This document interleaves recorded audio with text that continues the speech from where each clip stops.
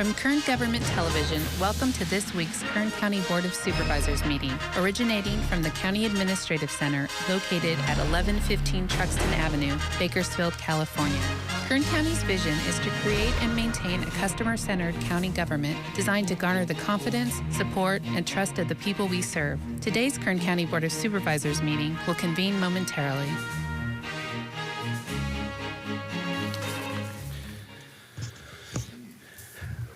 Board to reconvene. Madam Clerk, please call the roll. Supervisor Peters. Here. Supervisor Scribner. Here. Supervisor Maggard. Here. Supervisor Couch. Here. Supervisor Perez. Here. Good afternoon and welcome to the Tuesday, November 9th, 2 p.m. meeting of the Kern County Board of Supervisors. We'll first hear from County Counsel Margot Razon for a report on action taken in closed session. Good afternoon. This morning in closed session, you heard items 37, 38, 40, and 41, and there was no reportable action. And as you said before we went into closed session, item number 39 was withdrawn. Thank you. We'll begin by considering the consent agenda. All items listed with a CA above the item are considered to be routine and non-controversial by county staff. Consent items will be considered first and may be approved by one motion. If members of the public wish to comment or ask questions regarding an item on the consent agenda, they may do so prior to a vote being taken. Members of the board may remove any item from the consent agenda and it will be considered in listed sequence with an opportunity for any member of the public to address the board concerning the item before action is taken. Members of the public may also comment on any closed session items. At this time, I'll read the consent agenda item numbers, and that is items 5 through 7 on page 3. Items 8 through 13 on page 4, 14 through 20 on page 5, 21 through 26 on page 6, 27 through 34 on page 7, 35 through 40 on page 8, 41, 42, 47, and 48 on page 9, 49 through 55 on page 10, and lastly, items 56 through 59 on page 11. And I would also like to note that item 3 has been continued and will not be heard today. Oh, okay, gotcha. Okay, is there anyone in attendance that would like to speak regarding the consent agenda?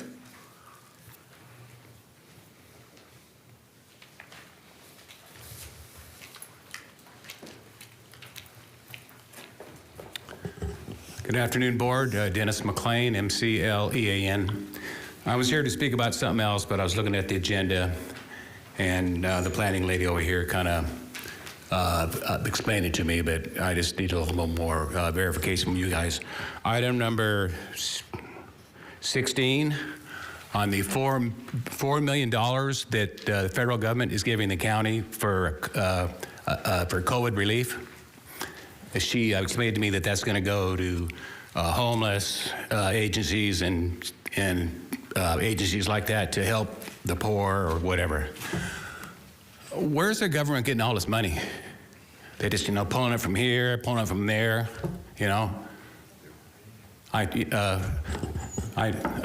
know the pandemic is a problem, but where does it stop? I'd just like to, if any of you individuals have a comment on that, if you're worried about money and where all this stuff comes from, because I know you guys have a budget. Of course, it helps you guys, I know, but I'm looking at the big picture, nationwide. If all these counties in the nation get millions of dollars, what do we do? Print more money? Thank you for your time. Thank you. Is there anyone else who would like to speak on the consent agenda? Okay, seeing none, would any members of the board like an item removed for discussion? If not, I would entertain a motion on consent. Motion to approve. Second. Please cast your votes. The motion is approved. All ayes. Thank you. We'll now consider item number 1, public presentations. This portion of the meeting is reserved for persons to address the board on any matter not on this agenda, but under the jurisdiction of the board. Board members may respond briefly to statements made or questions posed. They may ask questions for clarification, make referrals to staff for factual information, or request staff to report back to the board at a later meeting. Also, the board may take action to direct the staff to place a matter of business on a future agenda. Speakers are limited to 2 minutes. Please state and spell your name. Is there anyone in attendance that would like to address the board on any matter not on this agenda? Good afternoon, Board, through the chair. Tim Coffrin, C-A-U-G-H-R-O-N, President, Kern Law Enforcement Association. As you guys are very aware, this Thursday, November 11th, is Veterans Day. I'm happy to report that KLA is going to be hosting our 12th annual breakfast for the veterans beginning on 6 o'clock in the morning, going up till the start of the parade. That event will be downtown at the American Legion Hall, Post 26. And I'd like to extend a formal invitation to you all to come down and help us serve the heroes of our community that have, protect our freedoms and put their lives on the line for all of us. Any veterans in the audience equally are invited. It's a free breakfast that we offer to veterans. If you're not a veteran, we just ask for a small donation to help offset some of the cost. But we have pancakes, scrambled eggs, sausage, bacon, juice, coffees, things of that nature. But it's mostly a chance for us to reach out and say thank you to everybody that's, heroes of this country. So we're happy to have you if you can make it. Thank you. Any other? Go ahead. Chairman, can you give the details of the breakfast? I didn't hear time or date, Thursday obviously, but the time that it would start. Did you say? Yeah. Did you say that? Okay, I missed it. Yeah, it's Thursday the 11th. It starts at 6 a.m. and it runs till the parade starts. So people can come in and out and have breakfast through the time of the beginning of the parade? Absolutely, yeah. Okay. Anytime we have traffic coming in, all the way up till the parade starts, and that's when we start to break down and put everything away because everybody goes out to the parade. But And where does it take place, Tim? the American Legion, Post Very good. 26, On F 21st Street and then. H. Yeah. Oh, H. Very good. 20, Thank yep. you. Right. Yeah, our pleasure. Thank you. Thanks. Any other members of the public would like to speak under public presentation?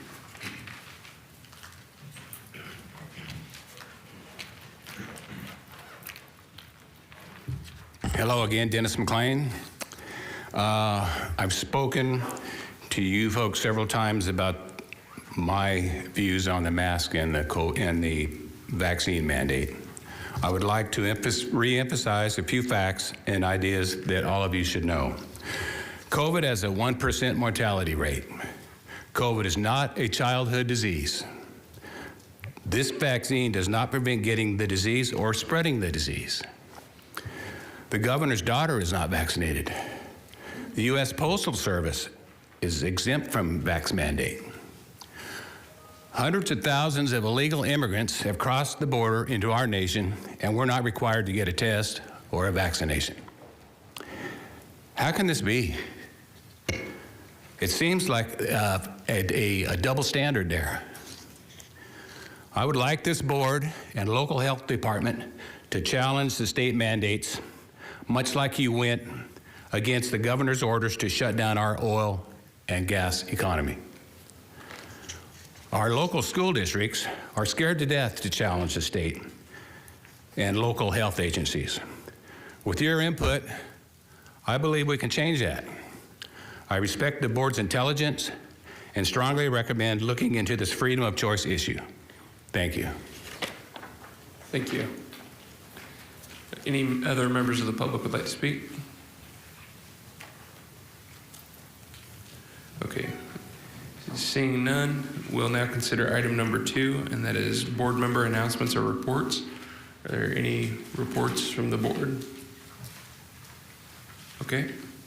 We'll now consider item number 4 under Planning and Natural Resources, and that is the request of Joseph Aguirre to appeal the decision to... Oh, I'm sorry. Must have missed that. I apologize. I had this agenda out of order. So, item number 3, let me get to that.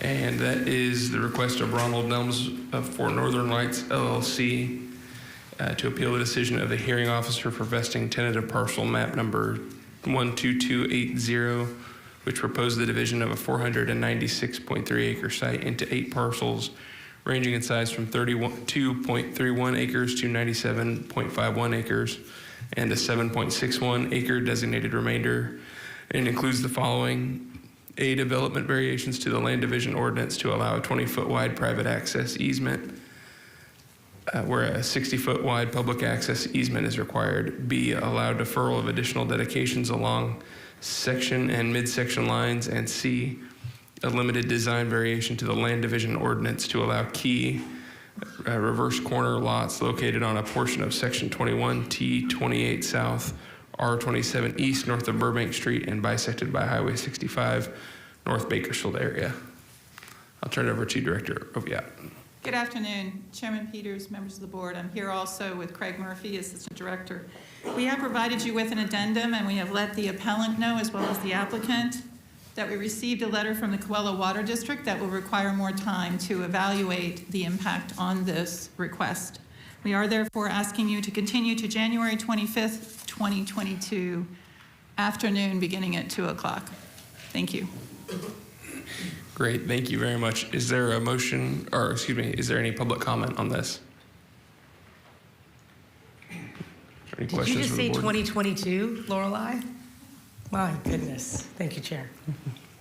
I'll move that. Okay, thank you. I have a motion. Is there a second? Second.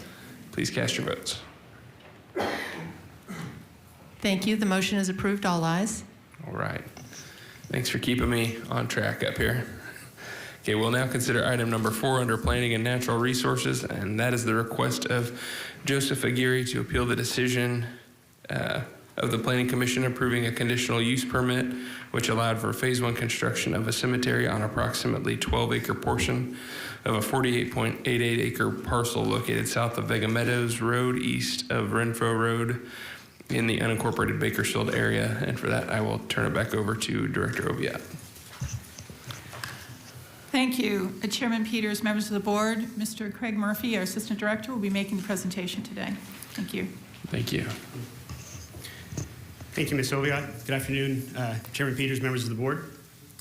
The matter before you today is an appeal of the decision of the Kern County Planning Commission for conditional use permit number 39, map number 101, that would allow the construction of a cemetery that would include an office, a shop, mausoleums, some columbaries, and associated site improvements, all on a 12-acre portion of a 48.88 acre parcel that is located south of Vega Meadows Road, east of Renfro Road in the unincorporated Bakersfield area. Our appellant for this particular project is Joseph Aguirre, and our original applicant is the Roman Catholic Bishop of Fresno.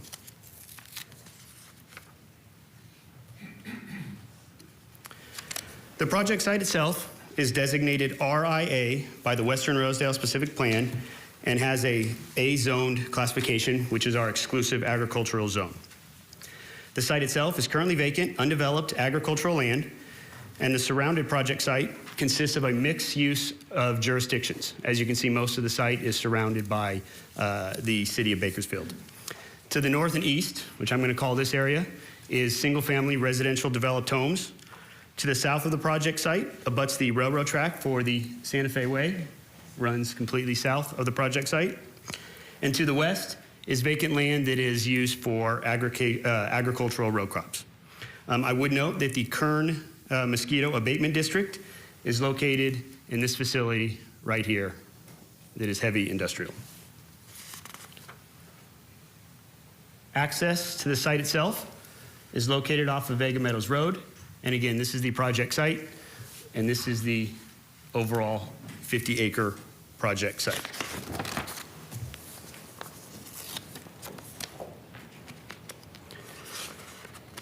The proposal before your board today is limited to the 12-acre development site. The remaining area will remain undeveloped and will be used for agricultural purposes until such time as the applicant is ready to potentially expand use of the cemetery if this project is in fact approved. I would note for your board's consideration, any expansion of the cemetery would require a formal public hearing and reconsideration of this project at a duly noticed public hearing. As stated by the applicant, the hours of operation for the cemetery grounds will be from 8 a.m. to 7 p.m., 365 days per year for visitation. After daylight savings time, the facility will close at 6 p.m. The applicant anticipates that approximately 5 to 10 gravesite visitors will visit the site per weekday, and then 15 to 20 visitors will visit the site on the weekends. Any funeral services will take place between 10 a.m. and 2:30 p.m. That would allow for any graveside committal of backfill to happen and occur during the daylight hours. Cemetery staff will be on site to monitor all on-site activities during normal hours of operation, and then there will be private security, which includes cameras, alarms, security patrol to monitor the site after hours. I would note that cremation or mortuary services are not proposed as part of this project site and will not occur on this project site. Additionally, there will be no direct ground contact with any bodies, as all caskets will be placed within a concrete lawn crypt upon their interment.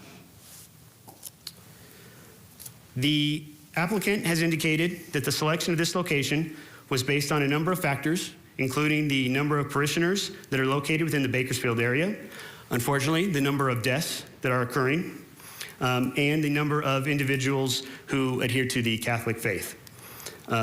Oversight and auditing of the facility will be conducted by the Roman Catholic Bishop of Fresno, and the facility utilizes the Cemetery and Mortuary Association of California to assure that the facility meets all industry standards and that all federal, state, and local health and safety protocols are adhered to. At the time of any purchase of a burial site, a care fee is obtained from the purchaser of that site, and that fee is set aside for the ultimate care of the facility. As indicated by the applicant, the 12-acre portion will be developed as a cemetery until such time as a potential expansion is needed. Again, any expansion would require renoticing of the project, reevaluation by the planning department, and consideration at a duly noted public hearing.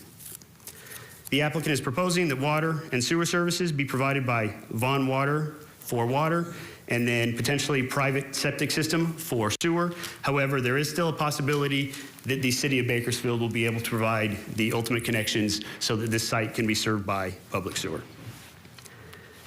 During the course of processing the request, staff notified surrounding property owners within 1,000 feet of this project site, all affected agencies, county departments. That has happened on 2 occasions, once before this item was considered by the Planning Commission, and then at a second time when they sent the advertisement out for the appeal that your board has today. At this time, we have received 20 comment letters in opposition to the project from neighboring property owners. We have received 2 petitions in opposition. One is signed by 12 individuals. The other was signed by 367 individuals. All this correspondence has been attached to your staff report for your reference. I would also note that your board received an addendum staff report today. We received some additional comment letters after this staff report was distributed, which included 5 additional comment letters in opposition, and then 2 comment letters in support of the proposed request. A complete summary of all the comments that we received can be found on pages 3 through 8 of your staff report. But what I'd like to do now is discuss the primary concerns that were raised by the mainly residential neighbors that are located directly north of the site. Those concerns specifically were related to decreases in property values, concerns regarding the increase in traffic, concerns regarding increased crime, including loitering and drug abuse, increased stress on any public services, safety concerns for children and families, potential excessive noise issues, excessive lighting issues, and that the overall belief that this area was intended for residential use and that the residents were not aware of the possibility of having a cemetery developed at this particular site. So what I would like to do first is discuss the concerns related to increases in traffic. This project has been reviewed by both the Kern County Public Works Department and then also the City of Bakersfield Public Works Department. A number of recommended conditions of approval have been included in this staff report that would help to maintain the safety integrity of the roadways and the surrounding project sites. Regarding the comment from residents as to they thought that this facility was going to be built out for residential development. For comparison purposes only, again, the item before your board is a request for a cemetery. It is not an either or. The property right now is zoned agricultural. But for purposes of comparison, According to the Institute of Transportation Engineers, which is the manual used by county departments and other traffic engineers to estimate the number of trips that would be generated on a particular project, for a 49-acre cemetery, which that would include the entire 49 acres, not just the 12 portion that we have before you today, the estimated daily trips for a weekday are 299. The estimated daily trips on a Saturday would be 441. And the estimated daily trips that would visit the site on a Sunday are 683.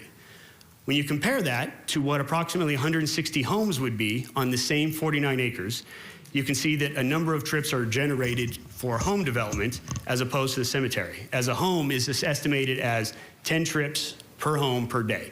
So again, during a weekday with 160 residential homes, the residents would anticipate to see 1,600 daily trips. On a Saturday, that would be just over 1,500, and then on a Sunday, the number drops down to 368. So the majority of the trips associated with the proposed cemetery would occur on the Saturday and Sunday outside of the normal times when most of the residents are typically driving, and then especially outside of school times and things along those lines.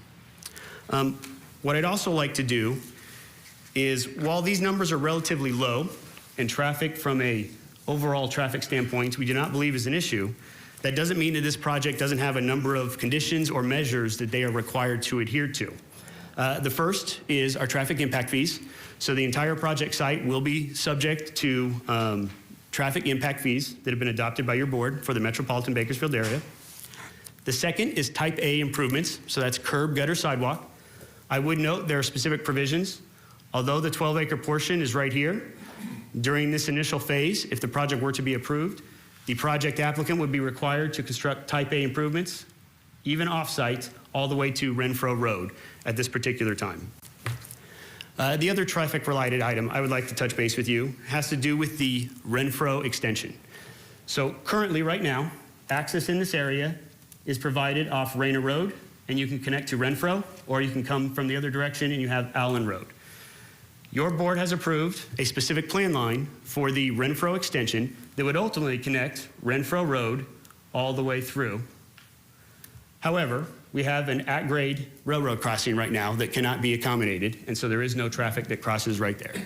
At some point in the future, an overall over or underpass will have to be constructed at that area before the Renfro extension can occur.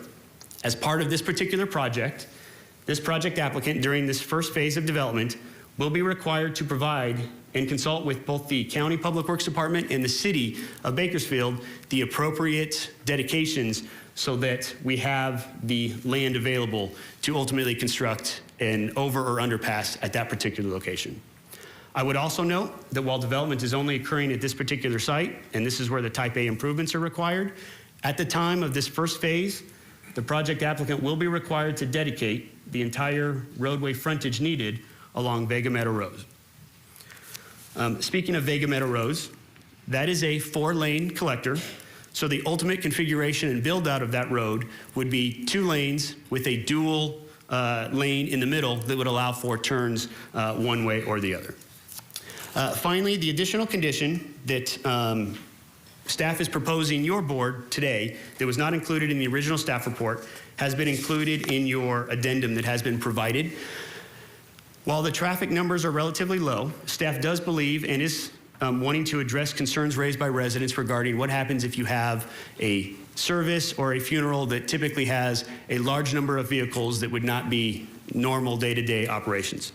So staff is proposing the addition of condition 6I, and that specific condition would require that the project proponent develop a master traffic control plan that they would have on file.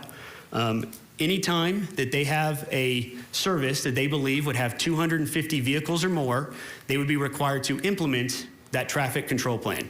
That could include things such as signage, if it's more appropriate that residents coming from the north access the site on Rayner Road, residents coming from the south use Vega Meadow Road. We could potentially have the traffic signage and other facilities in place to help manage any one large gathering at one particular time. So that item was not included in the Planning Commission's original consideration of this project, but staff is recommending that be considered and added to your board's consideration. Finally, regarding access, these orange dots 2, 3, 6. There are 8 of them. I just wanted to point out that while the project site is located right on Vega Meadows Road, there are ultimately 8 different access points that allow residents to enter and exit this particular neighborhood. While some clearly may be more efficient, if there is an overall concern regarding one particular day, one particular event, or anything along those lines, residents do have the opportunity to access this neighborhood from a number of different locations. The next item I would like to touch base on has to do with increases in crime and neighborhood safety. Staff has not been provided any supporting evidence that supports the conclusion that there would specifically be an increase in crime on the project site or the surrounding vicinity based on this particular project. I would also note that this facility will be locked and gated after public operating hours, and there will be security provided to deter any illicit activities. So, to expand on that, this is a picture taken approximately at the project site, facing the neighborhood across the street. As you can see by this picture, that entire frontage along Vega Meadows Road is separated by a block wall, a walking horse or walking trail, some additional landscaping, and then your curb, gutter, and sidewalk. And that is a typical picture of what the entire frontage looks like all along the entire roadway. This is a picture, a rendering of what the project would look like. I would note that at the entrance, there would be a wrought iron gate that will be closed again when the facility is not open to the public. The one difference from this picture I would note is that you can see at this particular rendering, there is wrought iron fencing that is located outside of the gate. To ensure uniformity and consistency with the development across the street, which includes that block wall, staff has incorporated a condition that instead of this wrought iron fencing, the project applicant will construct a 7-foot tall block wall. When you include that, along with a 10-foot landscape buffer that staff is requiring, staff believes that ultimately the visual impacts of the proposed facility will be relatively the same and in substantial comparison and uniformity to what is developed across the street, with the inclusion of that block wall, again, that would extend along the entire project frontage of Vega Meadows Road. I would also note that at this particular time, the project applicant is only proposing the development of that 12-acre portion site, so this block wall will only be included on the part that is being developed. The remaining facility, as will be used for agricultural, will not require this initial block wall. To the sides, the project applicant is proposing a screened-in fence utilizing screen security slats so that you won't be able to see, even if you were looking directionally, you wouldn't be able to see inside the project facility. Regarding concerns related to stress on public services, I would just note that at the time of this writing, staff has not received any comments from either law enforcement or our fire department or any school agencies indicating that they have any concerns or are unable to provide any necessary services to this particular project site. Regarding concerns related to noise and lighting, this project is subject to all of our development standards, which are located and contained within the Kern County zoning ordinance. As indicated by the project applicant, services will only be conducted between 10 and 2:30 p.m. During the day. Staff does not believe that we would have excessive noise that would occur on site during any early morning or late evening hours, as again, all ceremonies will cease by 2:30 p.m.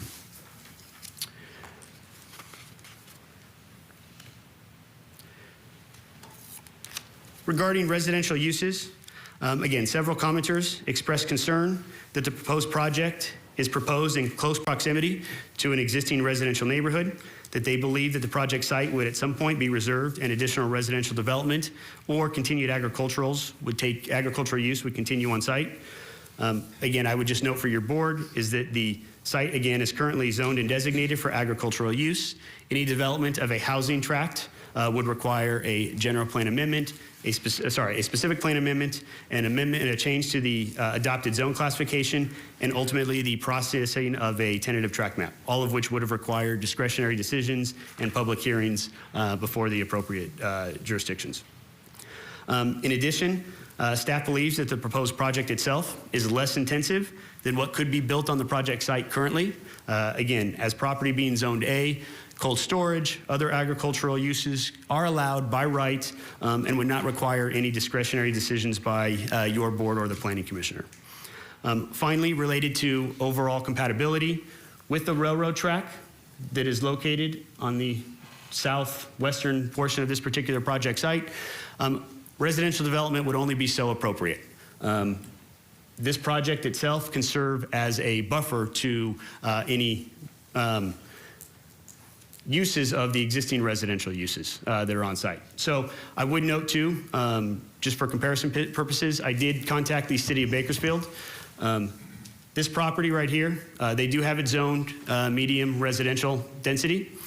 These two properties are zoned residential. However, there is a strip similar to what I was just discussing about compatibility that is located adjacent to the railroad tracks and the road that is actually zoned industrial and drilling right along this particular location. And then it is further west that they have an adopted track map and that the remaining portion is zoned R1. So even this portion of the project site has a built-in buffer of industrial uses or other uses that provide, again, that buffer between the railroad tracks and the development surrounding the site.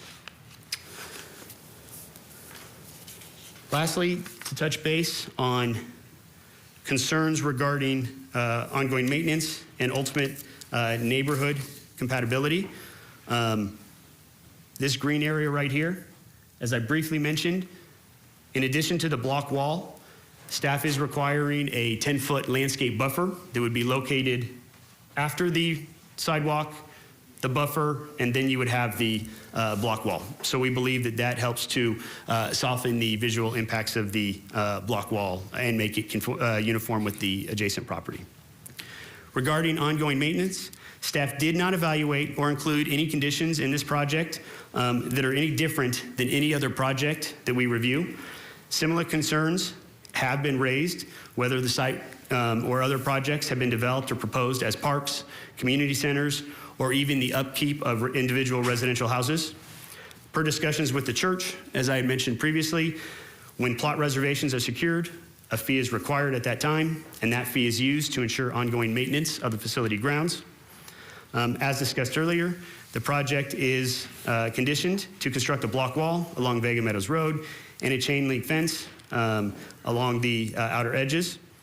Even if the internal grounds were somehow not kept to the standard that the residents anticipate or believe are appropriate, it would be hard pressed for anybody to be able to witness that if you didn't actually go into the development itself or actively looking at it from the gate, given the requirements for the block wall and fencing around the project site.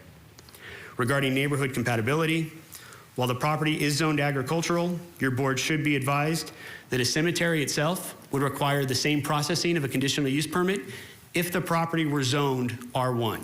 So even if this property were zoned R1, the project applicant could still request a cemetery to be built at this particular location. So it's not a question of whether or not a cemetery is compatible with a residential neighborhood. The question really comes down to, is this proposed cemetery authorized at this particular location and the specific conditions staff is proposing compatible with the surrounding neighborhood at this particular site? The facility itself includes a total of 44 parking spaces with sufficient room to expand on site if needed.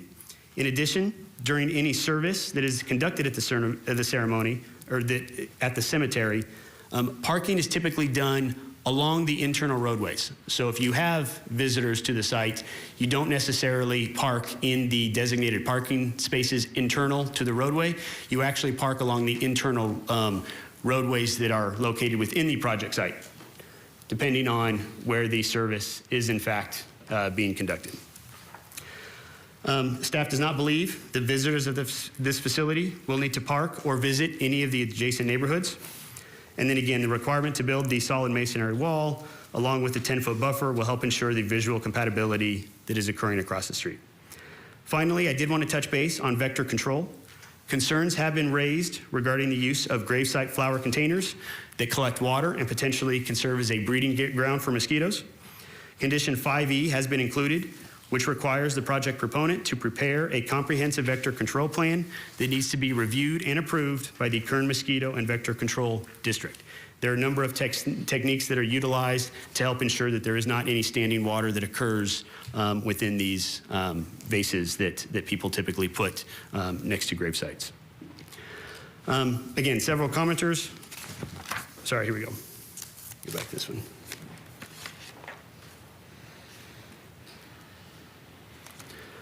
On September 9th of this past year, this project was considered by the Kern County Planning Commission. The project applicant and the broker for the proposed project spoke in favor and support of the project. At that hearing, we had 16 neighboring residents who spoke in opposition, primarily to the concerns that I summarized in my presentation today. Once that public presentation was closed, the Planning Commission adopted resolution number 4421 by a vote of 3-2 in favor of the proposed cemetery.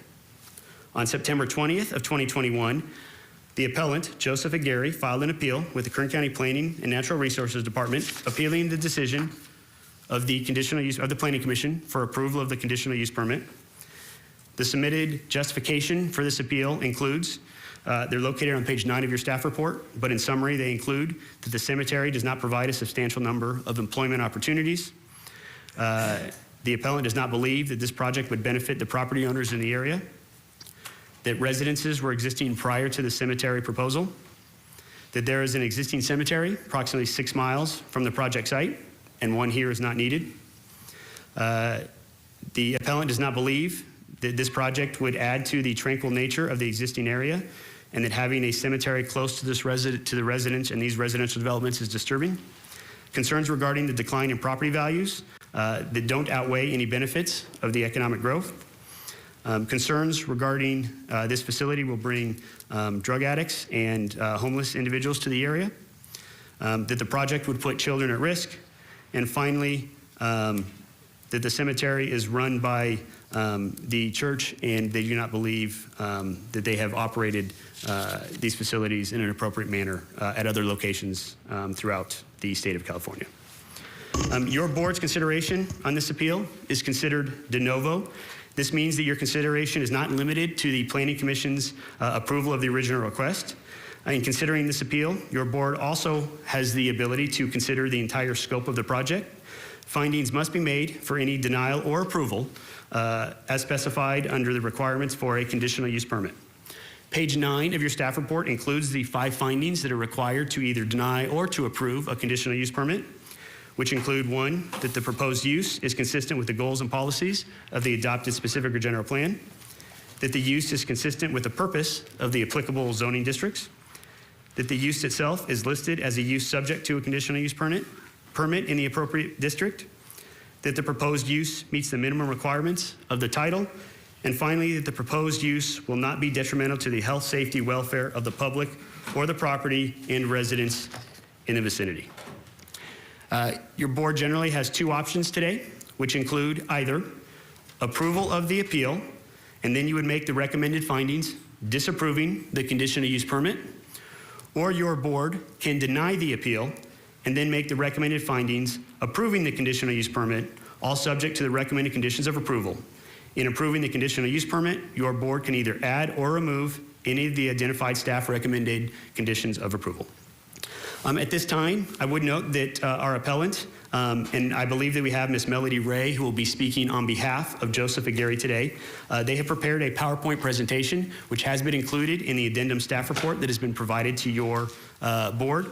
I would recommend that your board hear the presentation from Mrs. Ray, followed by comments from representatives from the Roman Catholic Bishop of Fresno before taking any additional public testimony.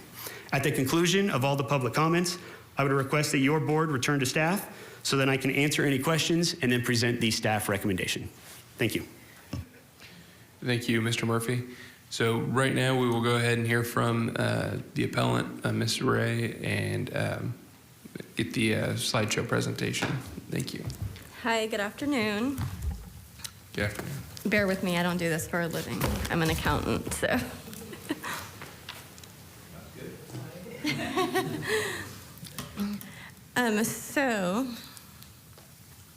Okay. So first I wanted to give you a brief overview of the area, which Mr. Murphy did.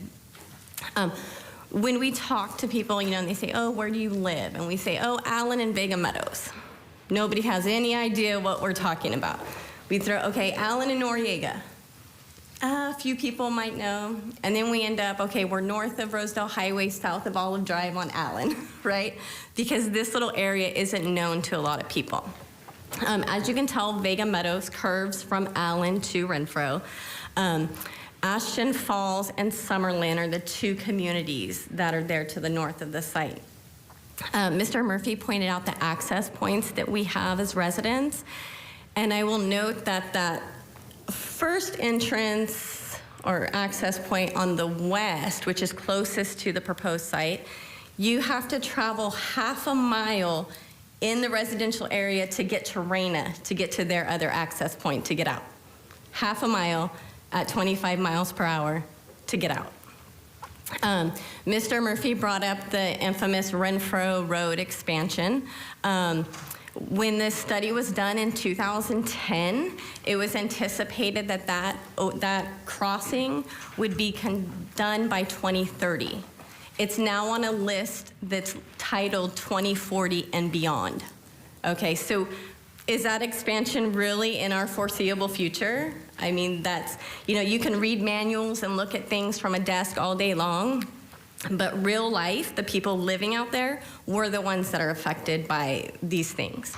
The reason that that overpass has to be done is, as he stated, the at-grade crossing at Reyna and Santa Fe.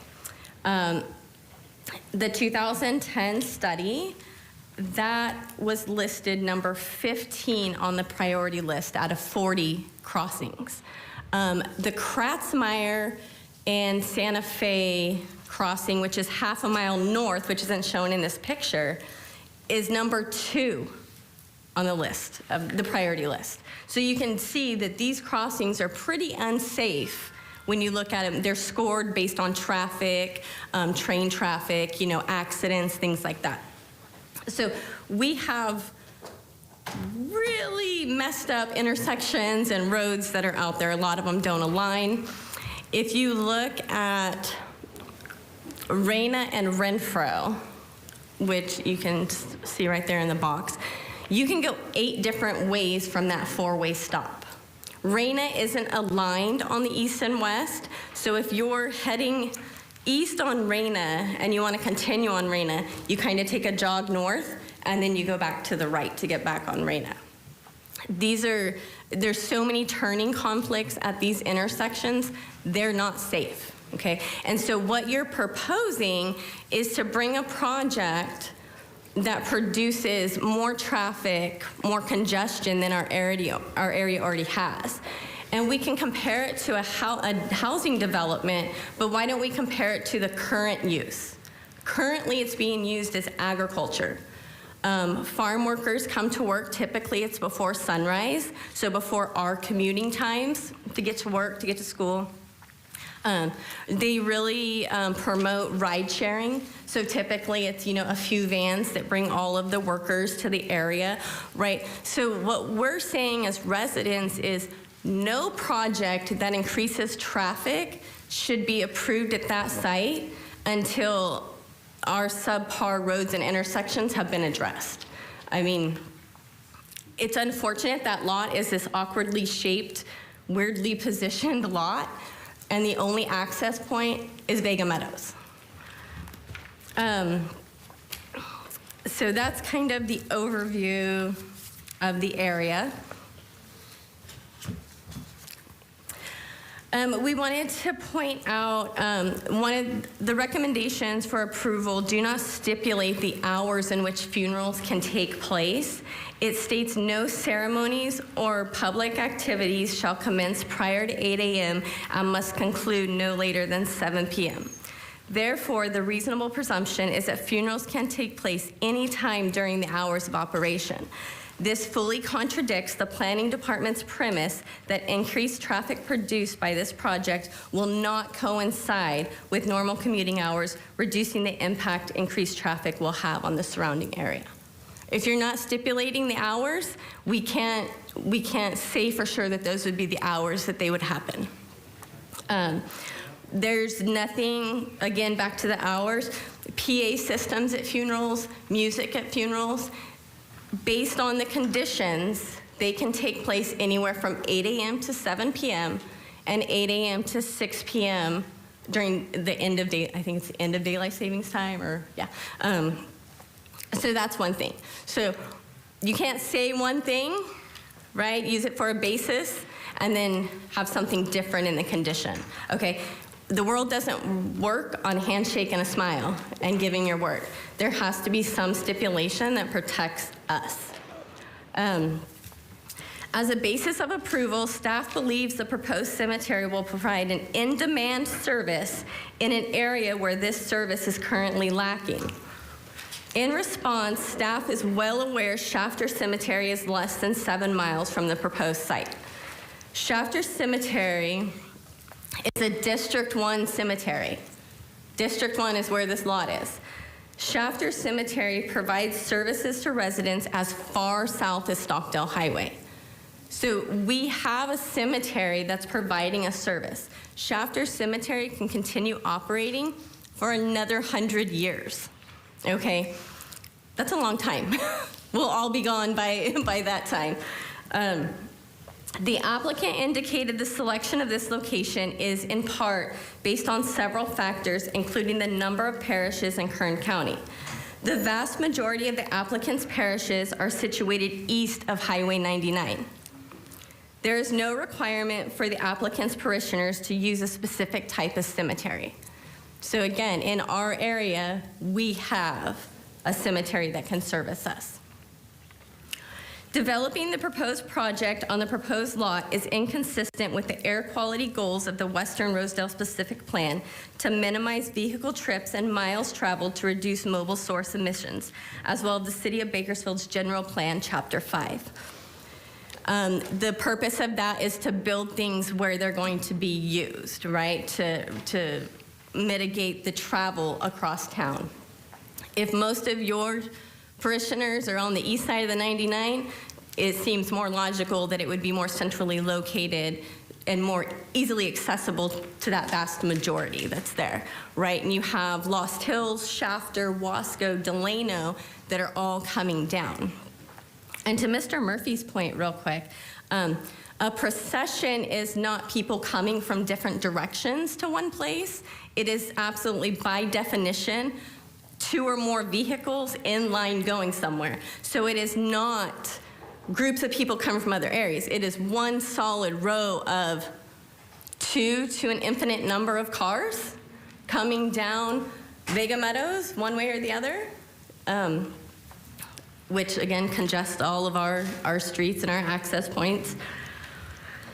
So back to the proposed use produces a noteworthy increase in vehicular traffic as opposed to the lot's current use. The Western Rosedale specific plan further lays out the area's goals for streets and street design. Goal number 3, provide a safe and efficient motorized, non-motorized, and pedestrian traffic movement. The proposed development significantly reduces our safe and efficient movement in and around our residential areas. Our ability to access connecting arterial roadways will be equally congested due to increased traffic, which will at times be moving at slower rates of speed, further obstructing our movement. Vega Meadows is classified as a collector road. The Western Rosedale specific plan states collector's function is to connect local streets with arterials and to provide only minimal access. Right there in the definition. It is not made for some big development to come in. And we understand it'll, at build out, it's meant to be this, 4 lanes or 2 lanes with 2, whatever they said. But it will be built out in phases. The applicant stated 10 to 12 years before phases.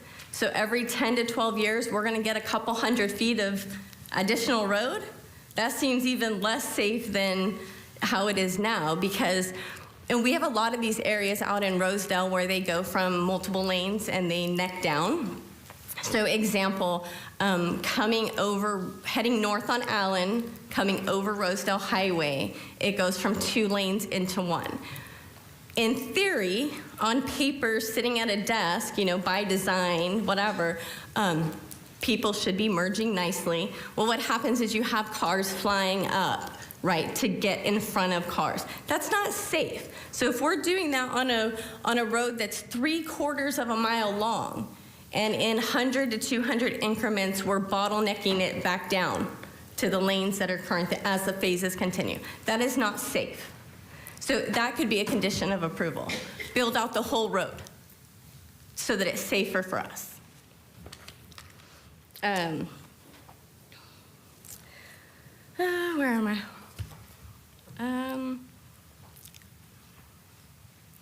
Excuse me.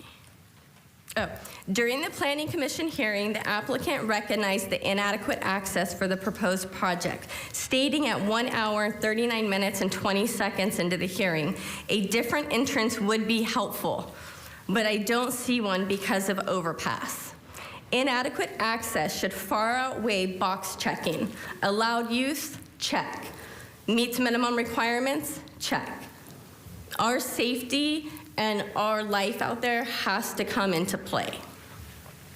No other developed lot in this area is as massive as this proposed lot or project. It isn't unreasonable or arbitrary to conclude that a development of this size will fundamentally change the visual characteristics of the area as other residential developments occur in the area. And so this is a map of it, and so there's already tentative tract maps with the city of Bakersfield just on the north side of Reyna. So that's going to be all houses. The picture that was painted for you is wide open agriculture spaces in Rosedale. And we would love to see it stay that way, but it won't stay that way.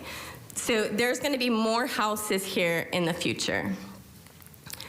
Somebody else will talk about that. There's a picture of the Renfro crossing, I think is what you guys called it. It'll essentially make Vega Meadows a dead end. Then our access is even more limited to how we can get in and out of our area. There's the Beyond 2040 is the title of that list. And it is, you can see it vaguely highlighted right there where it falls in the list of being done. The Rosedale specific plan was last revised in 2007. 14 years. That's a long time. Rosedale has changed dramatically in that time. Here is, maybe. So this is 2007. My house was built in 2006. It's that first development right there. This is the time frame in which the Rosedale specific plan was last revised. This is what it looks like today. That's a significant difference. Would the goals and policies change of the plan? I can't answer that. I don't know. But you're basing your opinions off of things that were written 14 years ago. You know, the area's changed. We did bring up the point about the maintenance and poor management that the applicant has a pattern of. And so one of our neighbors went to Holy Cross in Fresno, and that is a cemetery that's owned and operated by the applicant. They have 2 cemeteries in Fresno. St. Peter's might be the other one. Anyway, they have one, it's beautiful. It's the newer one. Holy Cross was, I believe, built in the 30s, if I'm not mistaken. This is what our neighbor experienced when she went to Holy Cross. Where is he? Oh, he's not on there. Is it at the end? Okay. This is, and they'll talk more about that, but and so we obviously know that different projects bring different things, crime and traffic and all those things. But what we're saying is current use, there is no crime on that lot, none. So, and then to say that there wouldn't be any stress to services, that law is Sheriff's Department. Across the street, we're BPD. Here's a story. There was a car parked on that lot, a truck parked on that lot. We were all concerned because our kids' bus stops are along Vega Meadows. There's 3 of them, 2 elementary and 1 junior high. We saw the truck. We called the Sheriff's Department to report the truck. They told us to call BPD because it's not their jurisdiction. We told them, yes, it is. Nope, call BPD. They transfer us to BPD. BPD says it's Sheriff's Department. We went back and forth like that 4 times before I told the dispatcher, I guarantee you that is a county lot. That is your jurisdiction. Okay, so finally they came out and they got rid of the guy that was out there. But the point is there is stress on services already. So anything outside of its current use potentially could bring things like this.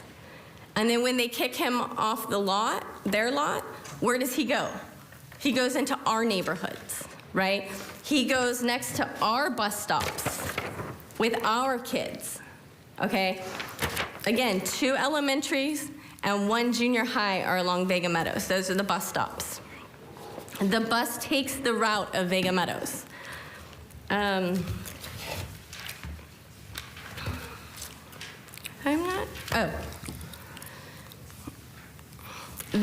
These pictures up on there are the Holy Cross Cemetery. This is how they maintain their facility. And again, they have one facility that's absolutely beautiful, and then they have this one. So I guess we have a 50-50 shot, right? But as Mr. Murphy stated, you won't be able to see in the fence, so it doesn't really matter, right? That's the implication that I got. It does matter. That's our neighborhood. We have a vested interest in that neighborhood. This is where we send our kids to school. We, pay our bills. We blue-collar working families. We have an interest in this area. Cemetery crimes. A year ago today, I believe, November 10th, I can't see that. Delano Cemetery sees an increase of people drinking and leaving trash because that's real life. That's what they do. So to sit there and say that it's not going to happen, well, we hope it doesn't happen, but it does happen.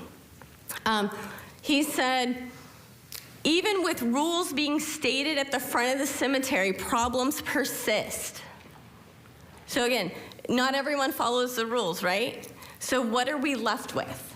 Trash, homeless people, you name it, it's probably gonna be there. No other development is as permanent as a cemetery. Once a cemetery's there, it's there forever. If they abandon the cemetery, it's there in the condition that it is. You can't just move the bodies. Mr. Murphy brought up other projects could go there, cold packing, I think is what you said. But a landfill can go there. A biosolids composting facility can go there. But a composting facility requires a clean closure bond to ensure that the area is left the way that before it started. A cemetery doesn't have that. Once it's there, it's there. We're asking that you put it somewhere else that's not in our backyard. That isn't, they said they want to be neighborly, and we went to a community meeting Thursday of last week. They've been working on getting this lot for a couple years, and finally last Thursday they had a meeting to address any concerns that we had. And the responses we got were, they understand, but they're not going to do anything to change it. They can't. And so that's kind of like when somebody keeps telling you they're sorry and the behavior continues, the sorry's really worth nothing. So the applicant saying they understand our concerns doesn't mean anything to us. because you're not doing anything to address our concerns. So I believe that's all that I have. At this point, do I just go sit down? Thank you. Are there any questions? Are there any questions from the board before I call on a representative from the diocese to come up? I have a quick question. Sure. Well, my chief of staff had nothing but really wonderful things to say about you and how pleasant it has been to receive information from you. So I want to acknowledge that and say thank you for being such a good citizen. Thank you. And coming up and being so prepared and thorough. It means a lot to us, I promise you. Does it matter to you that this is private and the Delano one is public? Like, how do you filter that information? So for me, I personally don't have a problem with the fact that it's dead people there. Great neighbors. Right? I am fine with that. I cannot marginalize my other neighbors' feelings if they feel that way. That's not for me to decide. But for me, I don't care that it's dead people. For me, so I used to live south of Taft Highway on Ash. Are you guys familiar with that? Right, by Houghton. So out in the middle of nowhere. I lived on 7 acres. Huge properties out there, right? And I asked myself one morning, if I still lived out there, would I care? And the answer would be no. Even if it was right behind my property, I wouldn't care, because that is absolutely the characteristics of the area out there. It is not so urbanly, I don't even think that's a word, it's not developed in the same way that our area is. It's large lots of land, open spaces, that it fits there. And I honestly wouldn't have a problem if that was the situation. But this area that we live in right now is so condensed, with houses and the future, proposed houses that are going to be out there. It just doesn't fit. It's not compatible with the area. The access is the biggest thing. If they could do a road off of, I think it's Rosedale Lane. It might not be Rosedale Lane, but it's that industrial area that runs south of it. If they could put their entrance over there, many of us we would prefer that. We don't want the traffic on our road that's already congested. That's what it is. Okay. But to my understanding, there is no way to move the entrance, and that's unfortunate for the applicant, but it shouldn't be we acknowledge the access issues, but we're going to do it anyway. It should be we acknowledge your access issues and being neighborly to the community as a whole, and I am Catholic, they would go somewhere else with it. Somewhere where it's not affecting the area so dramatically. Well, you're strikingly articulate, and I thank you. appreciate the way in which you petition your government. This is very helpful. This is how we resolve things. None of us walk away with everything we want.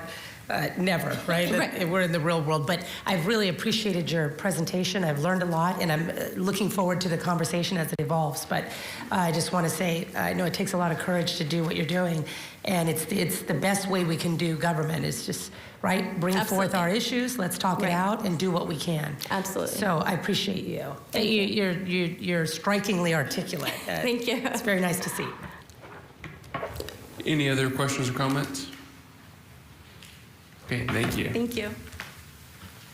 Okay, so next I would like to call on a representative from the diocese to come up and share their comments.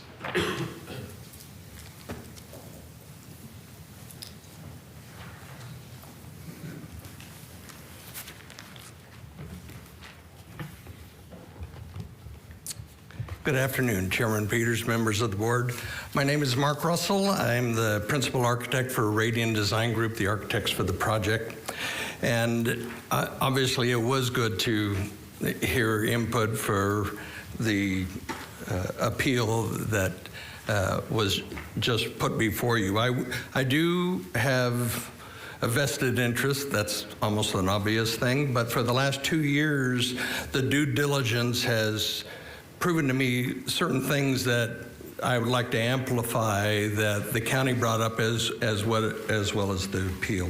I don't know if it's more appropriate, Mr. Murphy, to put up the site plan, or even hers, the site, so that we can refer to the same one that you've had right now. I'm going to speak to the architectural and the planning issues, and then I'll allow the Director of Catholic Cemeteries to deal with the operational things that you may have questions on. The overall site plan that had the 8 orange, I don't know if you still have that there. Okay. So when we started this, it became very clear that the site, in many people's mind for that residential neighborhood, is that there was an expectation that residential would expand as well across the street. But clearly, that is not something in all my years would probably happen for the following reasons. I did the due diligence. The city of Bakersfield contracted with the Rucker Schulers to provide, and I got copies of the overpass that was going to be to the north. We still have an operational railway to the southwest, and probably the most damning item for the idea that residential would be the neighbor across the street is that anyone who builds an Oildale knows the first thing you have to do on the flight path is go get permission from the director of airports, because there's a presumed danger to be put in the flight path. We have a flight path. The mosquito abatement not only uses it, depending on the wind direction, to land over this property and to take off over this property. And the perception that what is being given up by a cemetery is a potential residential neighbor is, I would be shooting it down. You can see the airport mosquito abatement to the south. So we have railroad tracks to the southwest, which could kind of offload everything from gravel to pallets to concrete to shaken almond hulls to you name it. And I guess the first thing in my 2 years of doing the research on it is the cemetery is a bad idea compared to what? You would be having someone with an industrial bent to take advantage of the railroad tracks. You would have an overpass now where they could truck things over and back on the other sides of it. You have a flight pathway right over this property, and so the likelihood of a concrete batch plant or a hulling operation, 3 shifts, 24-hour, where you would have to force mitigation measures on them to slow that gap down, is probably the reality in my research and as I developed this. So the first thing we tried to do is acknowledge that whether the overpass is 50th or 14th, priorities change with roads. We already know that we're under 7 years of construction on our freeways because grant monies became available. You've got on the outer edge of an urban area, and Renfrew Road is a critical connector over the railroad tracks. That is one of the reasons we put the first phase, you can see a white gap there, because we knew concrete trucks, steel, all the construction eventually would be a laydown area for the construction of that overpass. We put the phase 1 of the cemetery as far away from the 3 orange dot entrances that you could be, knowing that it's 2 lanes in both directions and a center divided lane for left turn already. And the numbers that you saw in the circulation output that Mr. Murphy put up was considering all 40-something acres. Now, the appeal representative said, you can't do things on a handshake and a smile. If I were doing this, I would try to approve all 50 acres, but we didn't. We said 12 acres, and then you get another shot every time to say, you broke your promise. I need this different. You can't have wrought iron. You can't do this. We need a concrete island. Whatever the case may be, we didn't try to ramrod through a master plan. We tried to say, here's the first phase, and if there's not something that needs fixing, you have an opportunity to review it. So that is an important part. The second part is the comment about the air quality issue. I think it's self-evident that having landscaped almost 50 acres in perpetuity is probably a good thing for the clean air and the environment. And I don't know why the idea of leapfrog development and putting the funeral and the cemetery somewhere else out on 40 acres of prime ag land is preferential to a property that has takeoff flight paths, railroads next to it, and an overpass on the upper edge of it.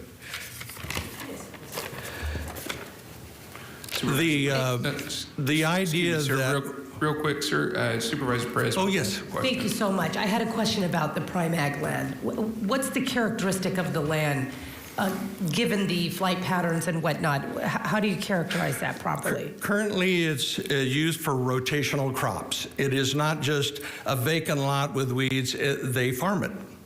It is farmed every year. So it is prime ag land right now? Yes, it is. Got it. Thank you. Right.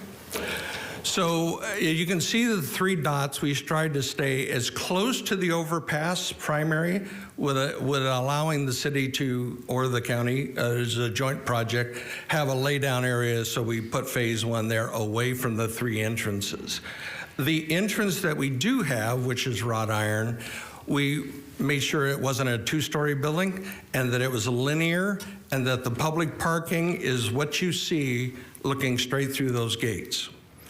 We took the mausoleum, the large buildings, and used them far back against the railroad tracks to be a sound buffer. We put the shop building at the back, and again, we only have asked this board to consider phase 1. If the residents say, you lied, you need to give us this in the second or else you don't go any further, that is why we did it this way. So they have the opportunity to have a voice as the expansion would go across that property. I think beyond that, the architecture and all that, we'd love to get off in the tall weeds, but it's a linear building on the front, parking in front of it to block any views of any kind of space behind that. But clearly, from an architectural and planning perspective, we tried to move as far out as we could, knowing that that property and those residents have 8 ways out of their development. We even took the 3 and said, we'll stay as far away as we can. The one drawing of the site plan, Mr. Murphy had it up initially. I wanted to make a point on it, and then I'm done.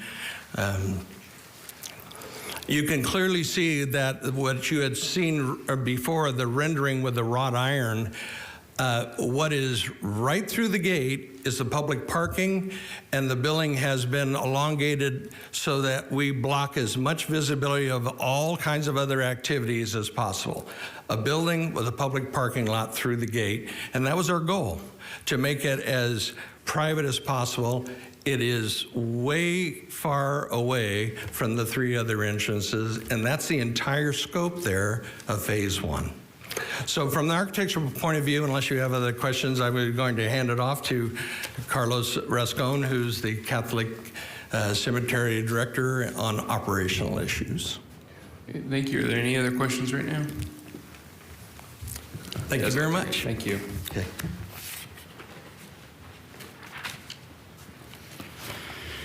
Carlos Rascon, Director of Catholic Cemeteries for the Diocese of Fresno.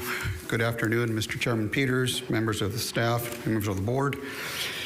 I have prepared some photos to address some of the maintenance concerns that were brought up from Mrs. Ray and the applicant, Mr. Aguirre. I wanted to kind of lay into that we do have a cemetery care fund for cemeteries that were established after 1965, which is St. Peter's in Fresno. And of course, this cemetery will also have a care fund that is put aside to take care of the long-term maintenance of that property. But we also have a total of 4 cemeteries that are owned and operated by the diocese. 3 of them are in Fresno, and we have 1 here in Avila, which is up by Lake Isabella, that we take care of as well. The first picture is St. Joseph Cemetery. St. Joseph in Avila. It was established in 1876, so that cemetery does not have a care fund, but we do care for it now with proceeds from the active cemeteries. Our staff visits there 2 times, 3 times a year to take care of the seasonal grasses and the trees. We replace the old falling fence that was used to be there before, barbed wire fence. Replace it with the new chain link fence, the entire property. At the request of some of the neighbors, we also set back the entry gates to that particular facility because they needed a place for the school bus to continue to stop and drop off and pick up their students. The next photo, please, Mr. Murphy. We also take care of Calvary, which was established in 1882. No care fund, but we are responsible for that property. We have weekly maintenance, mowing of the lawns, trimming, and so forth. There's lots of trees there that also have to be maintained. We also replaced the old wired fence in the very back and put in a solid block wall in the entire portion of that portion of the cemetery in the rear. And our staff visits there weekly to collect trash or empty the trash receptacles or maintenance on the irrigation system. That is a picture of the statue and the main feature that was also renovated. There's sisters and priests that are buried underneath that. And then that's a general picture of the lawns, sidewalk, and so forth at that location. The next location is Holy Cross. That was brought up previously. It's another historical cemetery that was established in 1922. There was no care fund for that particular site. But we do maintain the lawns. We also address the following repairs. That picture there is the renovation of one of the mausoleums back in 2014. Stucco, paint, there was wrought iron work that had to be done. There was pieces of marble that had to be refastened, and then there's a mosaic that pieces were missing that we had to go back and renovate. On the next picture, we also put up a block wall. At the very edge of the cemetery, there used to be a wire fence separating Holy Cross from the Chinese cemetery. So that picture shows that we also placed a solid CMU block wall. In the next picture, we demoed an old office. That's at the top left corner there. That's the office being demoed. And then a fence was put in to enclose that particular area. That's the next picture opposite of that.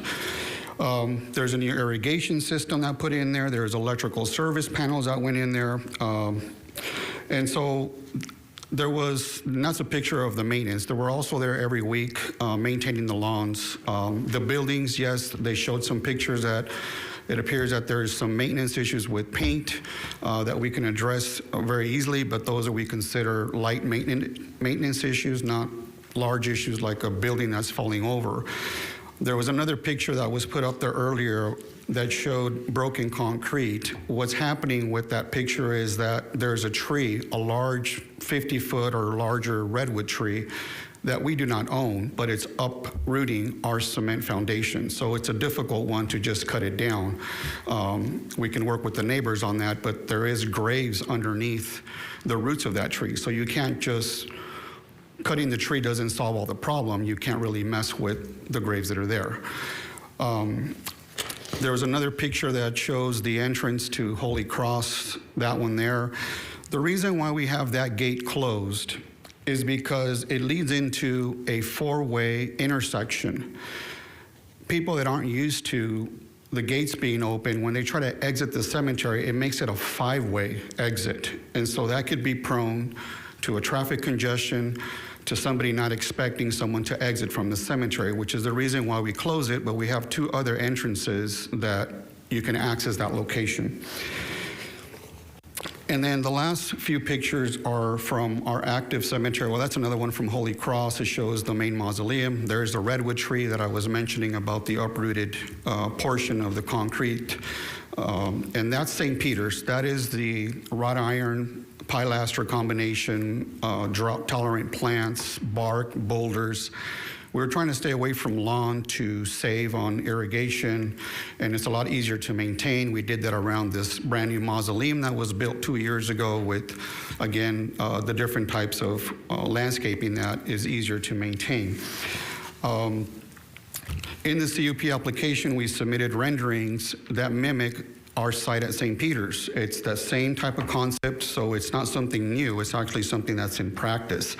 That's a picture of the niches which cremated remains can be placed into. That's one of them. The second one shows a different statue and a different feature where earthly cremated remains can be placed. So it was just to touch on base that yes, we do have multiple locations, but 3 of the locations, there wasn't a care fund when they were established. So the proceeds from the active cemeteries helps maintain those locations.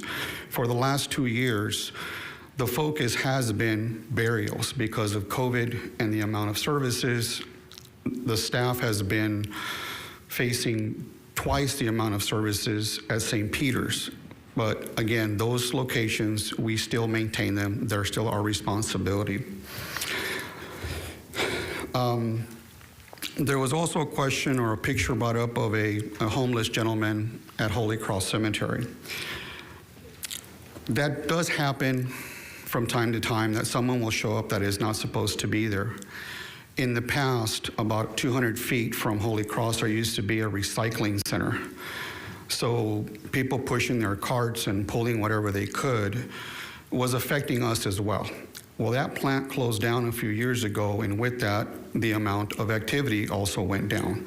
But we're not shielded from it. We're still exposed to it. The big difference between Holy Cross and St. Peter's is that there is no staff there. We don't have an active office. We don't have a shop that field workers are there. It's 2.5 miles from St. Peter's, so we go there as needed. Whether it's a burial, irrigation needs, or cleaning, or taking out the trash. If my staff run into a homeless or a trespasser, they're the first defense to ask them to leave. Second defense, we also have hired private security that opens and closes the cemeteries. They're the ones that monitor on the weekends and holidays when we're not there. And in the event that it becomes more than they can handle, then the next recourse is, of course, to call the sheriffs. But as we know, they're limited. And so normally the security will sit there until the sheriff does show up or that person leaves the property. But again, acknowledging that we're not shielded from it, it does happen sometimes over at Holy Cross. It hasn't happened at St. Peter's because we have 10 office people and 8 field employees, so you get familiar with who's coming and who's going in and out of the cemetery. Thank you, and if there's any other questions, I'd be more than happy to answer them for you. Thank you, sir. Are there any questions from the board right now? Okay, it doesn't look like it. Thank you. Okay, so next we'll move to public comment. If there are any members of the public that would like to come up and speak, now would be the time to come down to the podium. Hi, Melody Ray. Hi. Hi. I just wanted to clarify that Catholics don't have services on Sunday, so those 683 cars would be moved to during the week or to Saturday, respective services on Sunday. So. Thank you.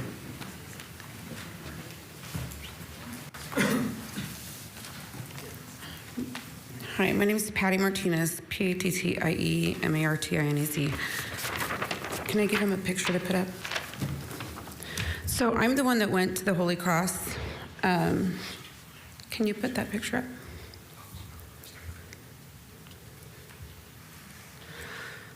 So this man was laying in the mausoleum. He was there. He was extremely high. I was greeted by him. He asked me, "What the F are you doing here? What the F do you want?" I came around the mausoleum, and that's how I was greeted. So if I was there to visit my person just on a regular basis, that's how I would have been greeted. I took pictures elsewhere, and then on my way out, I was taking pictures of the gate. He proceeded to follow me to my Jeep. So he got about halfway to my Jeep, and I got in my Jeep to leave. When he saw that I got in my Jeep is when he left. He turned back around to go lay back down where he was laying. At the church meeting, I brought this up. I was also asked by the man 4 rows back. He laughed and asked me, "Did you really feel that I was threatened? Did I really feel threatened?" Actually, yeah, I did. The man had needles, a knife, foil. He was high. And I'm not sure, but if I had his daughter or niece or sister or wife with me, would he feel threatened if I had them with me? That's my question to you guys. You know, maybe they don't care, and if their security pushes them out of their property and into our properties, maybe they don't care and they won't do anything about it, but you guys can. You guys can vote this to not go into our properties. We just want it away from our homes. That's what we care about. I'm all for the cemetery. I'm not Catholic, but I'm all for the cemetery, just not so close to our homes. Because when it all comes down to it, they're just gonna push this man out of their cemetery, off of their property. The cops aren't gonna get there in 2 minutes. They're not gonna get there in 10 minutes. So they're just gonna push him off their property. But that guy's not gonna have anywhere else to go but into our houses, where our kids are. Thank you. Could we have our next speaker, please?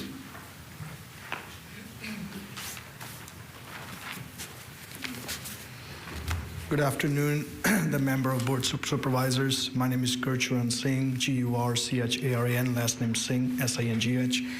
With your permission, I would like to share a picture. Okay. Thank you.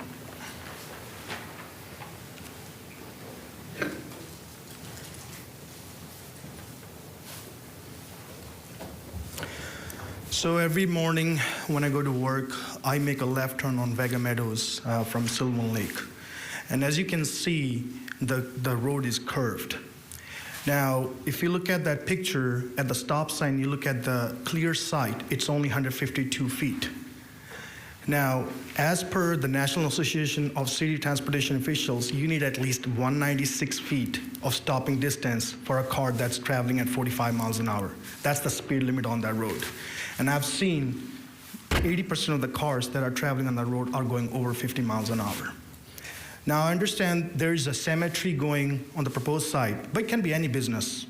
It can be buildings, it can be other businesses, it can be even houses. The reason I'm here is I want to make sure that anything that goes on the proposed site is safe.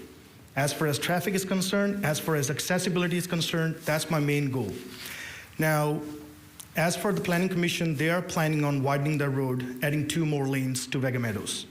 But what about that dotted section, the red dotted section? How are they planning on improving the traffic on that? Now, as it was mentioned earlier, that the applicant is required to follow a traffic procedure when you have more than 250 cars, right? Think about there are 240 cars that are traveling on that road. How are you going to access Allen Road, which is east to that point? And if you double that lane, it's going to create even more problem for us making that left turn on Vega Meadows. So I don't know if there was any traffic studies done, sort of those things. So if they can do those kind of studies to figure out how they can improve the traffic and the accessibility and present to us, then we can look at it and go from there. So that's what I request, that if there can be formal study can be done on this. Thank you. Thank you. Could we have our next speaker, please?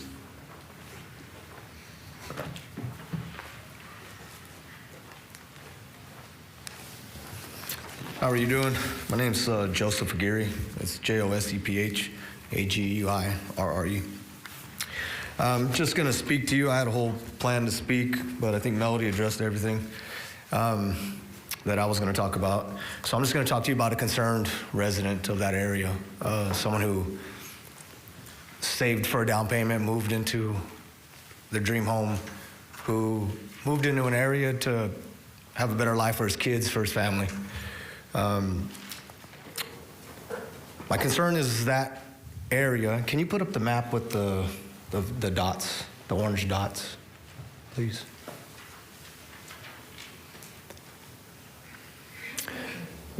That area right of north of the cemetery, the proposed 48 acres, that road curves. There's such a great curve in that road that those 3 access points into our neighborhood, sometimes they're hard to see cars coming. Sometimes you have to creep out and you have to look because you can't see. And cars driving 45 miles an hour down the road, and and even at greater speeds than that, it's a real safety hazard for us in the neighborhood. Our kids, we ride our bikes in that neighborhood. He showed a picture earlier of the dirt walkway where we walk with our kids, we walk our dogs, we jog. My concern is that the added traffic going through there to the cemetery puts our kids in a greater danger because of the procession. Now, housing development in that area, 160 houses, they leave at different periods of the day. They're not all in one procession. There's not blocking traffic. So if there's a funeral procession going down that curve and they stop because that's what they do, it takes a while to get them all into that cemetery. That one of our kids going down Vega Meadow, going around Renfro Road to Frontier, inexperienced, will run into that funeral procession. The area that we live in is already a dangerous area with the Reyna Railroad crossing, with the Kratzmeyer Railroad crossing. If you go out to Santa Fe going towards Wasco, sometimes at different times of the day, that traffic is backed up 3/4 of the way to 7 Standard. So now you're bringing a cemetery in that Shafter residents will use, that Wasco residents will use, adding an already stressed roadway through there. Sir, we're about 30 seconds over. Could you bring your comments to a close, please? Yeah, sorry about that. Thank you. So that's just my concern as a resident. Like, there's plenty of land where this can be put. Not in our backyard, not in our front yard. Understood. Thank you. Thank you. Could we have our next speaker, please?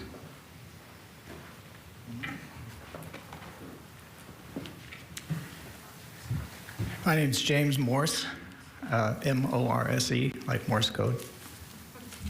I wasn't planning on speaking here. I didn't even know I was going to be here until I read in the church bulletin that they're going to have this hearing. And so listening to the people talk, one thing that hasn't been mentioned is that I'm Catholic, and a Catholic cemetery is not like just any cemetery. There's no Catholic cemetery in Bakersfield that I know of, and Catholic cemeteries basically are part of the church. They're basically an extension of each parish, the church as a whole. The Catholic faith recognizes the cemetery as being a unified part of the church. The other thing is that the number of parishes being on the east side or the west side is really immaterial because they're all part of the church which the cemetery would be a representative of. So everybody would be wanting to have a Catholic cemetery no matter where it was. The other point is that I've lived by cemeteries. Cemeteries are very quiet. They perform a real buffering point. I grew up in Pacific Grove. The cemetery was there. It had, if you know Pacific Grove, it's a very expensive cemetery there, had absolutely no detrimental effect on housing prices. I lived next to a cemetery in Huntington Beach, the same thing. So it's a very quiet, it has a very low carbon footprint compared to anything else that could be put there. And the traffic, I know I'm familiar with that area. 45 miles an hour on that street, which I'm not familiar with, is too much. I can guarantee you that the way it is now. As far as traffic impact, this is Bakersfield, subject to urban sprawl. It's just something that's going to have to be worked with.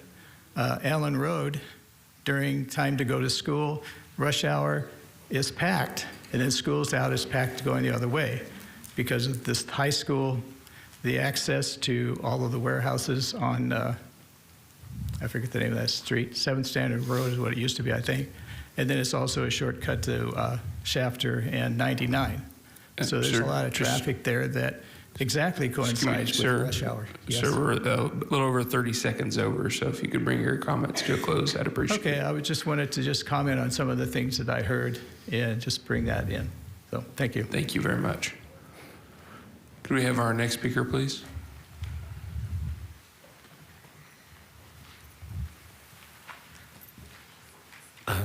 Chairman Peters, thank you. Supervisors. Mr. Morris, I probably won't have to use all 2 minutes. You stole my thunder.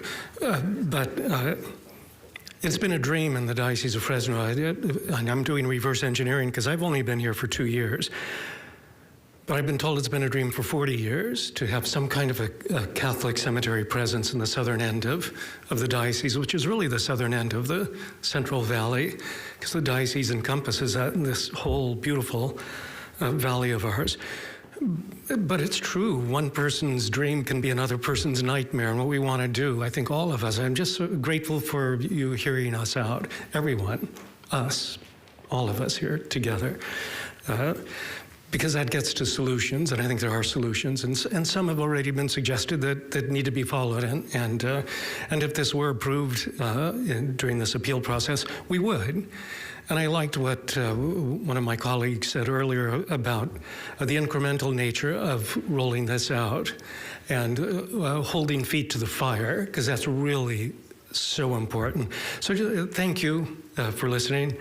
We have 1.2 million Catholics in this valley, and what Mr. Morse said about this beautiful connection. Yes, there are other cemeteries. There's nothing that prohibits a Catholic from being buried in a non-Catholic cemetery, but for a Catholic, there's nothing like it on the other hand. So thank you. Thank you. Thank you very much. Oh yeah, I'm sorry. And my name is Joe Brennan, B-R-E-N-N-A-N, Bishop of the Diocese. Thank you very much. Could we have our next speaker, please? Hello. My name is Mandy Cunningham, and I am a resident in the Belserra area. Thank you for listening to all of us and just taking the time to hear from everybody. I really appreciate how much time Melody got. She pretty much covered everything. She spent a lot of time researching and just putting everything together. I know there was probably more. I just wanted to say, as a concerned resident, I live, so that first dot to the left, I live 2 doors down.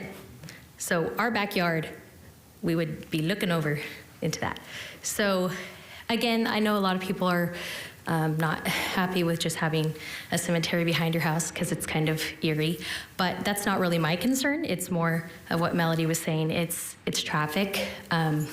So there's a bike trail that runs all along there, and they've talked about that. It's used a lot by our neighbors. A lot of our neighbors know each other, and the traffic just along I'm not saying anything new, I'm just supporting that to say I agree that the traffic is a concern. I homeschool my kids, I have 7 kids, and we like to use our little trail as kind of our playground. So we walk our dogs, we ride bikes. My 16-year-old, she actually rides her bike to work, and it's not very far from there. So just the idea of the dramatic change that it would be for our neighborhood in a place that does not have, again, that curve is already kind of dangerous, and I just can't imagine even adding a third of the traffic that's going to be added. I just feel like there is so much agriculture land in this area. Even if you move a little bit west, there's tons of traffic, tons of land that would be near these major roads, and it would make much more sense than sticking it in a little area where there's all these homes and bus stops and things like that. So I don't have anything extra to add except for these are real people that, excuse me, I'm always nervous to speak in front of people. These are real people we're dealing with here, and I wish more could be here. There was 375 plus people that were signing the petition, but I think that there would have been more if they knew what was going on. I wish more could be here, but they're probably working. We have a great community, and I just would hate to see it be changed so much that a lot of people would have to move. I think that's what would happen, and we're real people being affected by. Thank you. I'm sorry to cut you off. We're coming up on 45 seconds. Thank already, you. But that is no all need to be I nervous in public speaking. You're doing a good job at it. Thank you. I appreciate your time. Thank you. And please consider the people that are being affected that couldn't be here to speak. Thank you. Could we have our next speaker, please? Hi, my name is Mark Fowler, Fowler.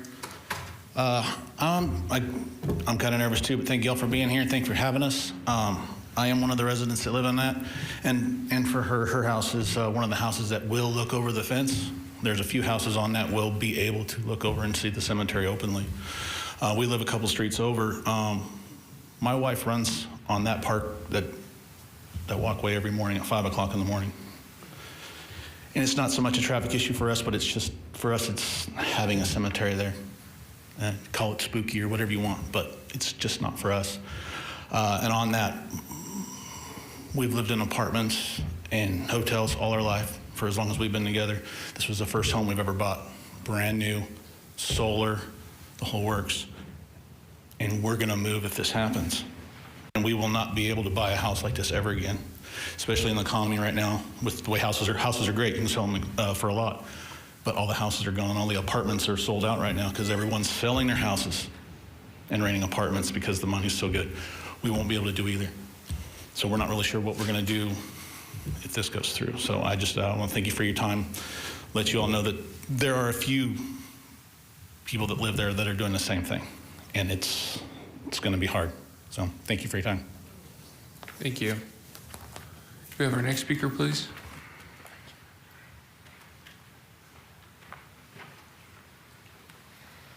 Hi, I'm Kathleen Wagner, and hello, County Supervisors.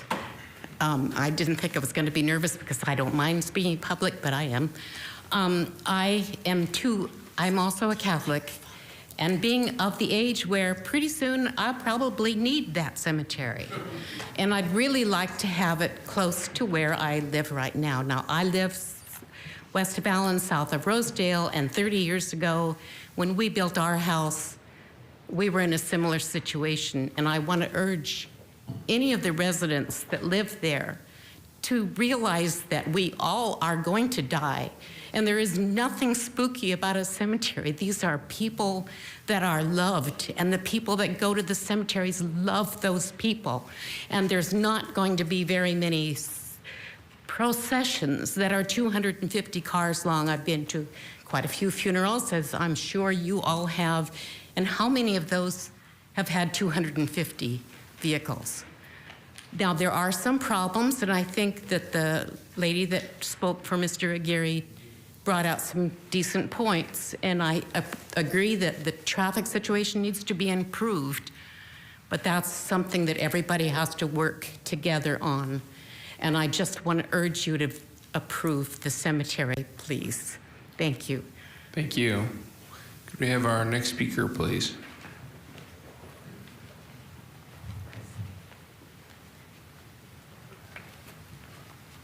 My name is John Rigney, R-I-G-N-E-Y, and I just wanted to say that I think that this is a great location for a cemetery and that it should be approved, and that, as someone mentioned earlier, that Catholic cemeteries are a lot different than other cemeteries. It has a Catholic blessing, and the land is actually blessed in a different way than in other religions and other cemeteries. So I just wanted to say thank you for your time. Thank you.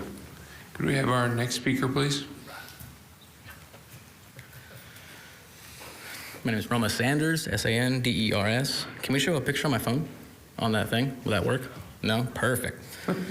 It was a picture that you can't see anything coming your way on those roads coming out.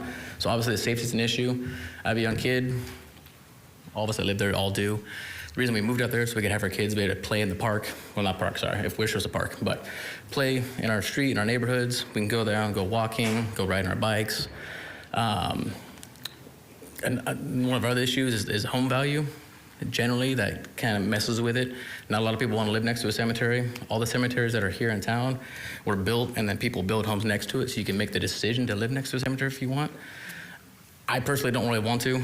I don't like the idea of it at all. I've lived near them before. There was problems with it. We have the high school right down the road. Kids like to use cemeteries and places like that to go off and get drunk and do that kind of stuff. It's not like it's down the road away from us. It's literally right next to our house where Mandy's kids are playing in their backyard, where my son's playing in our front yard. I don't see any reason why it needs to be right next to our houses. There's a ton of unused land in this county all over the place. It's not being used for anything at all. It's there's no reason for it to be right next to our house. So appreciate you guys' time. Hopefully this doesn't happen. Thank you. Could we have our next speaker, please?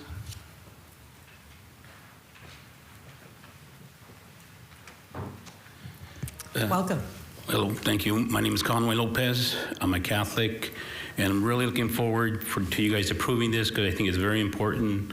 I think we need another cemetery. I don't know if more people are dying or not. Bakersfield has grown to 500,000 and so on. And I think the traffic, speed bumps, lowering the speed limit there can change a lot of things there. The vandalisms, I mean, all the people's concerns, the people that live out there, I mean, they have vandalism, they have house parties, they have all these other things that they're concerned on that's gonna happen there at the cemetery. And I was at the cemetery last week, and it was a place of peace for me. And I think this is gonna bring great peace to a lot of people, and I think once it comes, they will adapt to it and really enjoy the beauty of it, because there's a lot of beauty that's going to come with this cemetery. And this is a part of life. I mean, we're going to have people die every day, and we're having more people die. And it's unfortunate for the homeowners there that don't see that. And I would just asking you, as a Catholic, to have a nice cemetery there. And if you approve it, I would be grateful. Thank you. Thank you, Mr. Lopez. Okay. Any other speakers? If you could make your way down and sit on the front row, it certainly helps us move the meeting along and saves you some time too. But if you want to speak, please come on down. Please don't be intimidated. We want to hear from all of you. Good afternoon, sir. Good afternoon. Thank you. My name is Gerardo Mendez, and I just want to voice my encouragement for you to approve this cemetery project.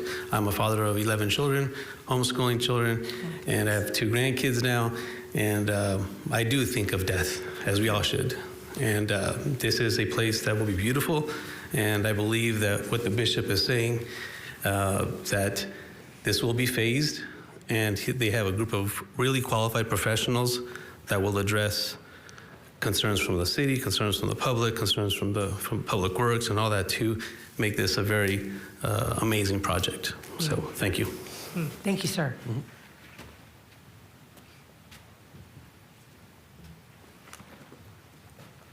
Hello. Good afternoon. Good afternoon. Asta Fowler, ASTA, FOWLER. I want to just, from one point of view, Catholic, church point of view, I've been a former Catholic back in Europe, so I know that this is not appropriate place to put a cemetery because it's a respect and peace for the dead. This is in the middle of the neighborhood by the train tracks with increased traffic. So this is not appropriate place to do so. Just quick point of view, along with all of the other points why it shouldn't be here. Thank you. Thank you. Chair. Thank you. Could we have our next speaker, please?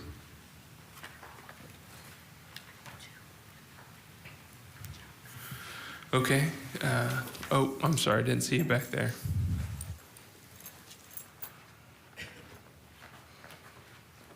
I apologize. My name is Raymond Caragchu, last name Carag-CHIU. I wasn't prepared to actually speak today since I was just told about this recently. But to address some of their concerns, I believe that this is a perfect spot to place a cemetery due to the fact that all the other cemeteries are actually pretty far away, considering where I live in Southeast Bakersfield. Green Lawn Cemetery, which is on Panama and the 99. Historic Union Cemetery, which is in downtown, and the other Green Lawn on Panorama. Those are all at least 20 to 30 minute drive one way from where I live and for all my friends and family in that area as well. This site would only be 10 minutes one way in order to visit our friends and family. Shafter Cemetery, which is further north, is also another 20 to 30 minutes. So this, Bakersfield being an area where we need to reduce our carbon emissions, I believe that this needs to be built in order to reduce the carbon emissions from people visiting these cemeteries around where I live. The other arguments that they have, where loiterers, troublemakers, drug dealers, and other persons, like the truck that was in that spot where they had to wrestle with the authorities to actually report. From my experience, they are attracted to empty spaces where no one is present. So if by having a cemetery there where there will be increased traffic and increased people driving and looking at that lot, people would be less inclined to loiter and actually spend time and be a security risk. And the last one is, as she has said, the cemetery, the newer cemetery in Fresno, St. Peter's, I believe, it's called. It's beautiful, and that's the goal, as far as I know, for this site.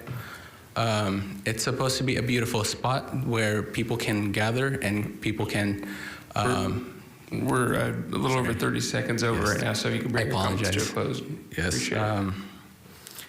But yeah, it's historically cemeteries were supposed to be a spot for people to actually gather, and it's a beautiful spot. It's not supposed to be eerie or creepy. Thank you. Great, thank you. We have our next speaker, please. Anyone else? Okay, seeing none, we'll go ahead and we'll bring it back to staff and take it away, Mr. Murphy. Thank you, Chairman Peters. What I'd actually like first is Mr. Pope, if he might be able to address a lot of concerns were brought up regarding the safety of Vega Meadows Road, the existing roadways. I think it'd be most appropriate for our Director of Public Works to provide context for your board before I conclude my presentation. Perfect, thank you. Good afternoon, members of the board. A lot of concerns were brought forward about traffic safety there. I know of no history of traffic accidents, so that's something we can look into, but nothing showed up to us. If you take a look at the location of the first phase, it's in an area where the road is straight, going both directions, leaving from it. That's a perfectly safe location for this type of thing. At future locations down on the curb, I mean, time will tell. If given this first phase, more coming in, maybe there's something shows up, but I can't see it. This area was all modeled when we were doing the traffic impact fee program. It was modeled, solid build out. This has far less traffic than any other use I can imagine. I don't think there could be a better neighbor for traffic than cemetery. It is, the hours that they come and go are different than the hours that people come and go to their work or come and go to school. They're not competing uses. So that they would come throughout the day, trickle in, trickle out. I see no traffic problem here. Down on the curve, that's worth looking at, but that's a number of years out, and we'll have plenty of more information by that time. So with that, and then the Renfro crossing, it is out there a ways. It is probably more than 15 years out because there are a number of them that are ahead of it, and it'll be a while before it gets to that one. So if any questions I might be able to answer, I'd be glad to. Supervisor Couch. Is the Renfro crossing on the what's the list I'm thinking of? The statewide? Yes, it is. It shows up there. It'll probably cost about $40 million to do it, and they are offering up about $5 million at this time. And there is what's the name of the entity that I'm trying to think of? Sorry to put you on the spot. It's the California Transportation Commission puts out an annual list of separation grades. There you go. Thank you. Yeah. And it is on there, and our separation and grade district, run by Riker Schuler Engineering, continues to nominate it up there. So just so I understand, if we're number 40, it's 40 on a list statewide. Correct. Thank you. Supervisor Maggard. Thank you, Mr. Chairman. Mr. Pope, Why is the corner of Reyna and Renfro left? I've been here for 40 plus years now, and it's always been a problem. It is, what happened was they built intersected right there, and they did that all along the Santa Fe Way. Every one of them's horrible. And we've looked at that particular one, and there's no easy fix. Should there be a traffic? We continue to look at it and see if we can come up, but basically you need to stop some of the movements. It's got too many different angles coming into it. And with the one Renfro, we did. Renfro now curves off and comes in to Santa Fe Way at a 90-degree bend to take that segment. It looks like the segment goes through, but it really doesn't. It no longer goes up there. Okay, thank you. Quick question. Did I hear during the presentation from the planning department that there was a mitigation that was included, that the diocese was going to do some type of traffic study, or was I mistaken on that? Or was it the traffic mitigation plan or something that I was mixing that up with? Chairman Peters, what you're referring to is the recommended additional condition of approval, which would require the project applicant to prepare a master traffic control plan. So basically it would be a plan that specified if I was going to have some sort of service where we were anticipating 250 cars attending, they would have gone through and they would have said, where should the signage be to help direct people where to go? What other types of measures should be put in place temporarily to help with any movement at that particular event or at that particular service? That is what I was thinking of. Thank you. Are there any other questions from the board? Thank you. Thank you, Mr. Pope. Turn it back over to you, Mr. Murphy. Thank you again, Chairman Peters. The last thing I would like to do is just to provide a little context regarding Western Rosedale and the area specifically. So every supervisor has a district that has different challenges and that are unique to that particular district. In Western Rosedale, it is a mix of urban, rural development, agricultural, open space areas, and it's at that area and time in which some of that is converging onto each other, and everything is happening. A lot of comments were specified regarding this particular site. When you look at the fact that there is industrial designations to the south, and we have the vector control district. When you look at the proposed residential developments that were brought up regarding housing in and around this area, it is highly unlikely that this particular piece of property would ever remain vacant for agricultural purposes. It will develop it at some particular time, and there's nothing within our adopted specific plan that specified this particular use isn't an appropriate type of use that could be looked at. Again, it's all specific to what is proposed and what the existing infrastructure is around it to help provide that compatibility. A cemetery in and of itself, a lot of people had made comments, it should be out far away from everybody else. A cemetery is it's slightly different, but you still have infrastructure needs. You have to be able to have water to the site. You have to be able to provide access to the site so people can go to it. It has to be in a location where it is regionally can be found from a number of different locations. So this is what this particular site offers. And so a lot of the other concerns that were brought up, I personally don't believe that they're unique to a cemetery. I think that these are development concerns. Whether or not the site was a proposed Starbucks, a grocery store, a commercial center that employees are there during the day, but no one ever visits the site on the weekend. You know, those are type of developments that are subject to maybe you could have theft, vandalism, anything along those lines. It's not unique to a cemetery.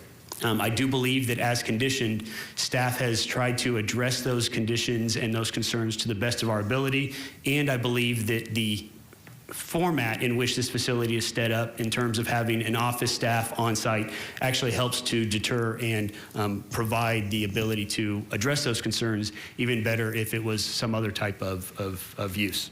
The one thing I would note is, again, page 13, it starts all of your recommended conditions. Ms. Ray did bring up, and I did want to point it out if your board believes it's appropriate, condition 7A is the condition that specifically talks about the cemetery hours for visitation between 8 a.m. and 7 p.m., and then 6 p.m. after daylight savings.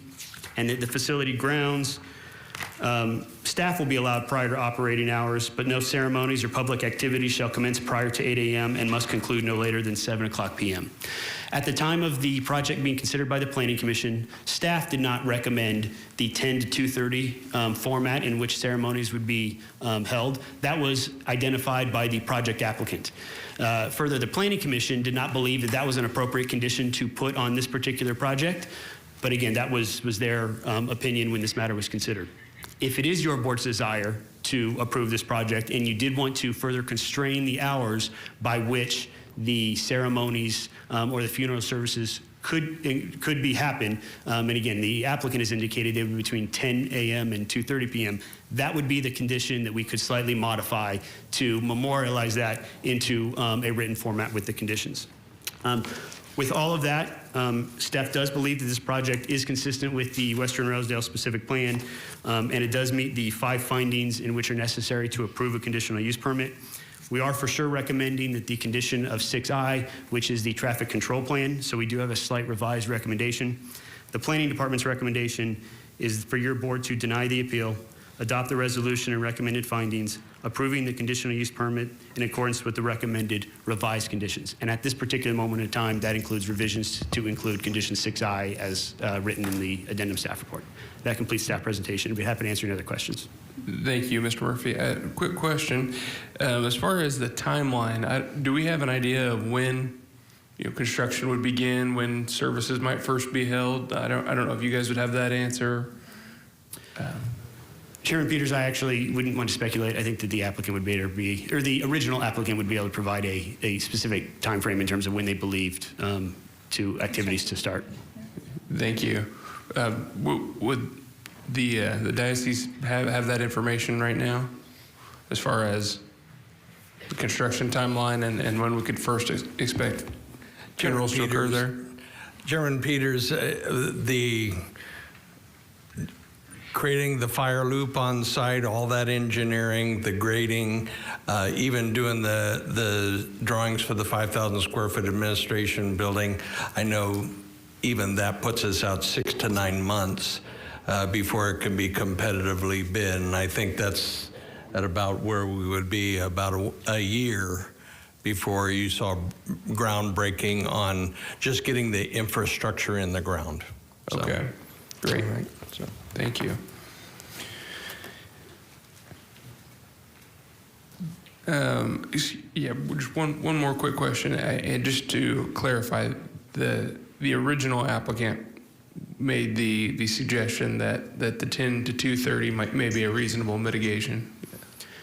Chairman Peters, that is correct. That was provided to us as part of their proposed operational and how they operate their facilities. And again, they identified that as services needed to conclude by 2:30, which then allowed sufficient time for their staff to finish the necessary burial procedures and make sure the site was all cleaned up and ready by the time it got dark. Understood. Which is again why they have modified their hours to 6 p.m. open to the public during daylight savings time. Okay, great. Thank you. Supervisor Maggard, did you have a question? I do, but I don't want to get in the way of your. Oh, no. This is in your district, and I don't want to impose on your. No, I'm good right now. Okay, thank you. Yes, sir. Mr. Russell referenced there being a flight path for the, is it vector control, mosquito abatement? Does the mosquito abatement facility operate under the terms of a conditional use permit? Supervisor Maggard, through the chair, I don't know that off the top of my head. My initial instinct would not necessarily be so because that property is zoned industrial, and so it is a different type of land use. So while I don't have that specific information now, I would imagine that it was done as some sort of site plan approval process or things along those lines, just given the industrial nature of the development in which it occurs on. I'm not questioning Mr. Russell. He's a fine professional and somebody who I respect. But is there, flesh out for me, please, the implications of there being a landing and takeoff zone around other airports that I have, had some responsibility for. There are A, B, and C, as I recollect, different zones, and they have to do with density of development and height of buildings and whatnot. Do all of those things apply to this area as well? Supervisor Magner, through the chair. It's not considered a public airport or anything along those lines, so the provisions by which they operate are much different. Think of it as a small private airstrip in which the smaller planes take off, land in terms of providing any necessary vector control that they believe appropriate. So in terms of a cemetery at this particular location, I actually believe that a cemetery would be more compatible than any type of residential unit. There may be residential that could be allowed there on that site. I'm not saying that that would be out of the question, but I do believe that a cemetery is compatible with that private airstrip that provides those services. Well, if I lived in this neighborhood or was considering moving into this neighborhood, I'd certainly like to know what danger there is to me and my family if airplanes are coming in and going out over the top of my home. Is that a disclosure that's made to people before they move in here? Don't know. Okay. What is the size of the fence around the facility, and is it secured at the end of the day so that people cannot drive in there in the middle of the night? Guess I had the aerial up there already. Supervisor Magner, through the chair. So as conditioned, the portion, any development that occurs along Vega Meadows Road would have a 7-foot high masonry block wall, except for the area that we showed that picture of that has that wrought iron gate. The gate. At this particular time, areas surrounding the project site are a 6-foot high chain link fence that would have the security slat fencing so that they would provide, so you wouldn't be able to see inside the facility. Does the back fence as well, is it required to be masonry, or can it also be chain link? At this time, it is not required to be masonry. It could be chain link. And I'm sorry if you said this, I missed it. Are they required to secure it? Is the gate closed and locked so no one can get access to the facility after hours? Supervisor Magner, through the chair, that is correct. When they're open between 8 a.m. and 7 p.m., at which time when they are closed, the gate is closed, the gate is locked, it is not open to the public, nobody can go in and out of the facility during the times the cemetery is closed. The gates would only be open during their operating hours. Very good, thank you very much. Thank you, Mr. Chairman. Thank you, Supervisor Maggard. Are there any other questions from the board?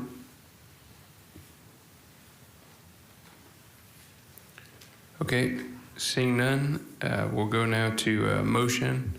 And since this is in District 1, I'll make the motion on staff's recommendation. And I'm sorry, I'm trying to find the agenda here so I can. There we go. That would be, oh, I'm sorry, Lorelei. Thank you. Thank you. Wrong side. Here we go. Just to be clear, would you like to add the operating hours to the condition that Mr. Murphy can then read that in the record first before you make a motion? Sure, I was going to include that in the motion, but yes, that would be ideal. I think that would be help satisfy some of the concerns at least the surrounding neighborhood has as far as the traffic impacts. So if Mr. Murphy could read that condition into the record and then read the recommendation for you, that would be great. I think that would clarify the record. Thank you. Perfect. Thank you. The condition in which we were discussing here, that potentially was condition 7A. So that condition would read, as it does now, currently, cemetery hours of operation and visitation shall be 8 a.m. to 7 p.m., 6 p.m. after daylight savings has ended. Staff will be permitted on facility grounds prior to operating hours.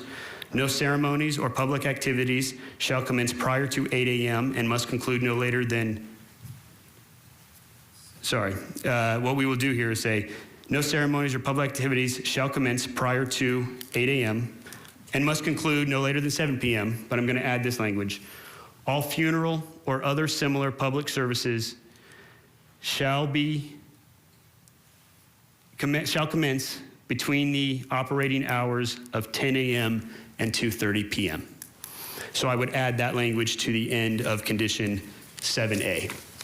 And then the other condition that staff is recommending be included is found in your addendum staff report. That would be the inclusion of condition 6I, which specifically reads, the project proponent shall prepare a master traffic control plan to be reviewed and approved by the Kern County Public Works Department.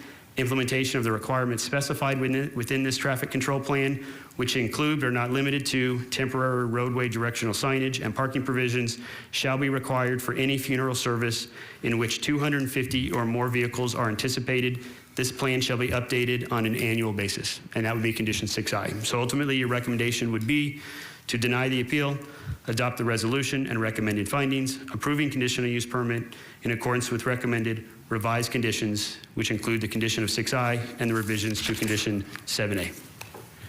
I hate to do this, but just to clarify, you said that the public services would commence between the hours of 10 and 2:30, but that correctly would be they would commence no later than 10 and conclude no later than 2:30, correct?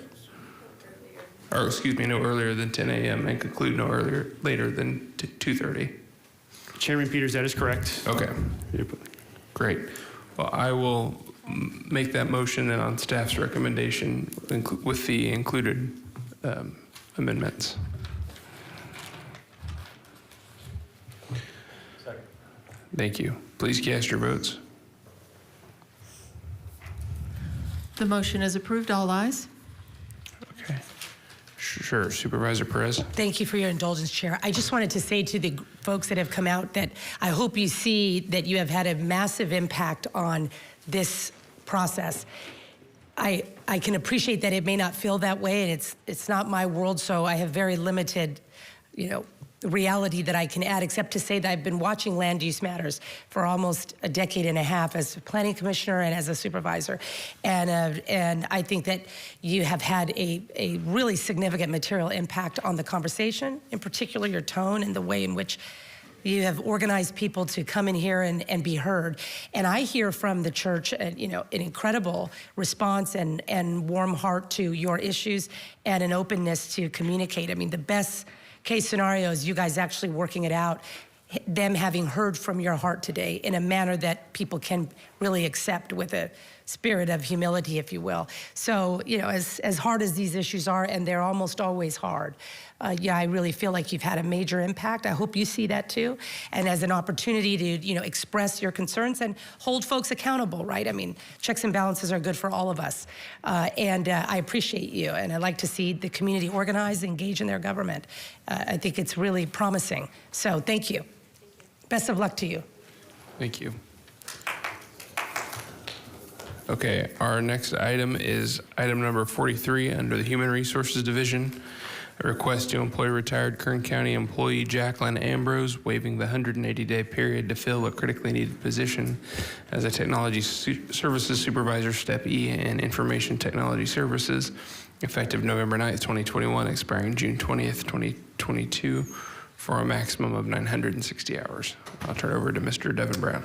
Good afternoon, Mr. Chairman, members of the board. The item, like you said, is a request to rehire employee Jacqueline Ambrose with our ITS department. She retired recently in July, so it hasn't quite been 180 days since her retirement became effective. Because of that, we're hearing this matter off consent today, and the IT department finds that her rehire is critical to their continued operations and ability to manage their telecommunications projects.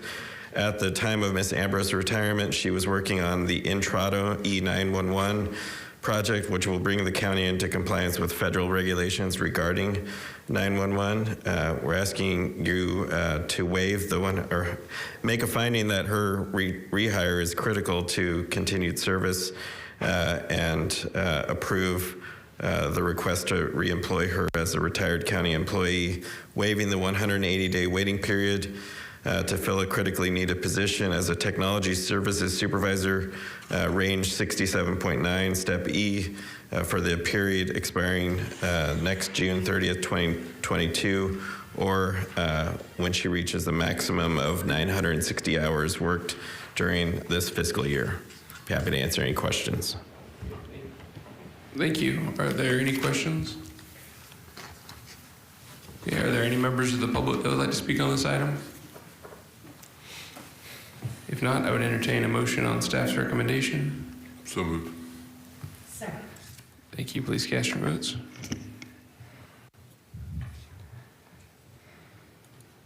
The motion is approved. All ayes. Great, thank you. Okay, items 44 through 46 under the CAO's office all deal with labor union agreements, so we will hear each of these items concurrently and then vote on them separately. Each of these items is proposed memorandum of understanding for wages, hours, and terms and conditions of employment through June 30th, 2024. Item 44 is with the Kern Law Enforcement Association. Item 45 is with the Kern County Detention Officers Association, and item 46 is with the Kern County Probation Managers Association. And for a presentation on these items, I'll turn it back over to Mr. Devin Brown. Thank you again, Mr. Chairman, members of the board. While we're taking these items together, I just want to start by talking about the Kern County Probation Managers Association. This past August, your board approved a 3-year agreement with the Kern County Probation Officers Association, which is kind of a companion labor association to the Probation Managers Association. The item before you is tonight is a proposed agreement that will be along similar lines to that agreement with the Probation Officers Association, keeping things in that department consistent across the board, making sure that compaction issues are addressed and that the salary ranges for those particular probation manager positions are consistent with our probation officers' raises in August that were part of that agreement. So I want to start by talking about that. The other two agreements before you are with our Kern Law Enforcement Association and our Kern County Detention Officers Association. Most of the employees in those two bargaining groups work for our sheriff's office. As you know, the sheriff's office is continuously facing recruitment and retention challenges. We've done a lot of things over the course of the last 4 years to try to address this at each and every opportunity that we could. I'd like to run through some of those just to add some context to where we are currently. So back in 2017, your board had an MOU with KLEA that changed, and a side letter agreement that changed the way that their then Deputy Sheriff 1-2 classification probationary period existed, allowing for Deputy Sheriff 1s to be sent to field training and then faster promotion to the 2 level. At that time, we also were seeking changes to overtime, but we agreed not to pursue those because of staffing and recruitment and retention challenges. In March of 2019, we restructured the deputy sheriff classification from a 1-2 level classification to just a single deputy sheriff classification that exists today. That restructure increased the entry level salary for deputy sheriffs 18.5%. I wish that got us out of the woods, but it didn't. Yes, and that same month, we also, with the Detention Officers Association, agreed to an MOU providing them with an F-step at that time, which resulted in a 5% increase in base wages for 169 of their members. Later that year, in September of 2019, we agreed to an MOU with KLEA that existed through June 30th of 2020. That also raised the entry-level deputy sheriff salary another 10%. As I said, we're consistently trying to improve our ability to recruit talent into that classification at every opportunity. Alongside that 10% increase in entry-level wages, we included a $10,000 recruitment bonus for new deputy sheriffs who graduate the academy. In August of 2020, we enhanced that bonus to include a lateral hiring bonus, hiring any lateral applicant who has a basic post into our deputy ranks for a $25,000 bonus. So those are all the things that we've done in the last few years to really try to address the recruitment and retention issues. And your board has made sure that that is a priority of our county, of our labor negotiations and labor relations and our operations to date. So now we're talking about today, where are we at with Kern Law Enforcement Association and the MOU before you today with that particular group. So, and the Kern County Detention Officers Association. So as I stated, we still face recruitment and retention challenges with the things that have happened over the course of the pandemic, with the death of George Floyd, and the difficulty that law enforcement up and down our state and throughout our nation are having with recruitment. We continue to put a high focus on trying to improve our salary and competitiveness in the market.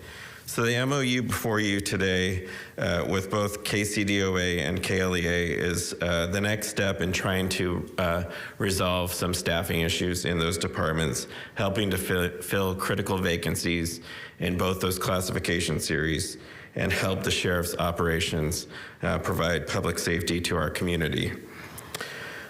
The tentative agreements that were reached between KLEA and KCDOA provide KCDOA and KLEA employees with a minimum 10% increase in base salary within the next 8 months.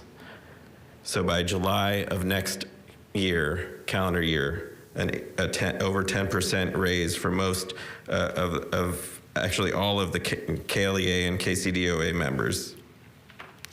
So that's an important step, and we're not just addressing entry-level wages. We're addressing across the board all of the employees in those bargaining units that have been here for many years in support of our community.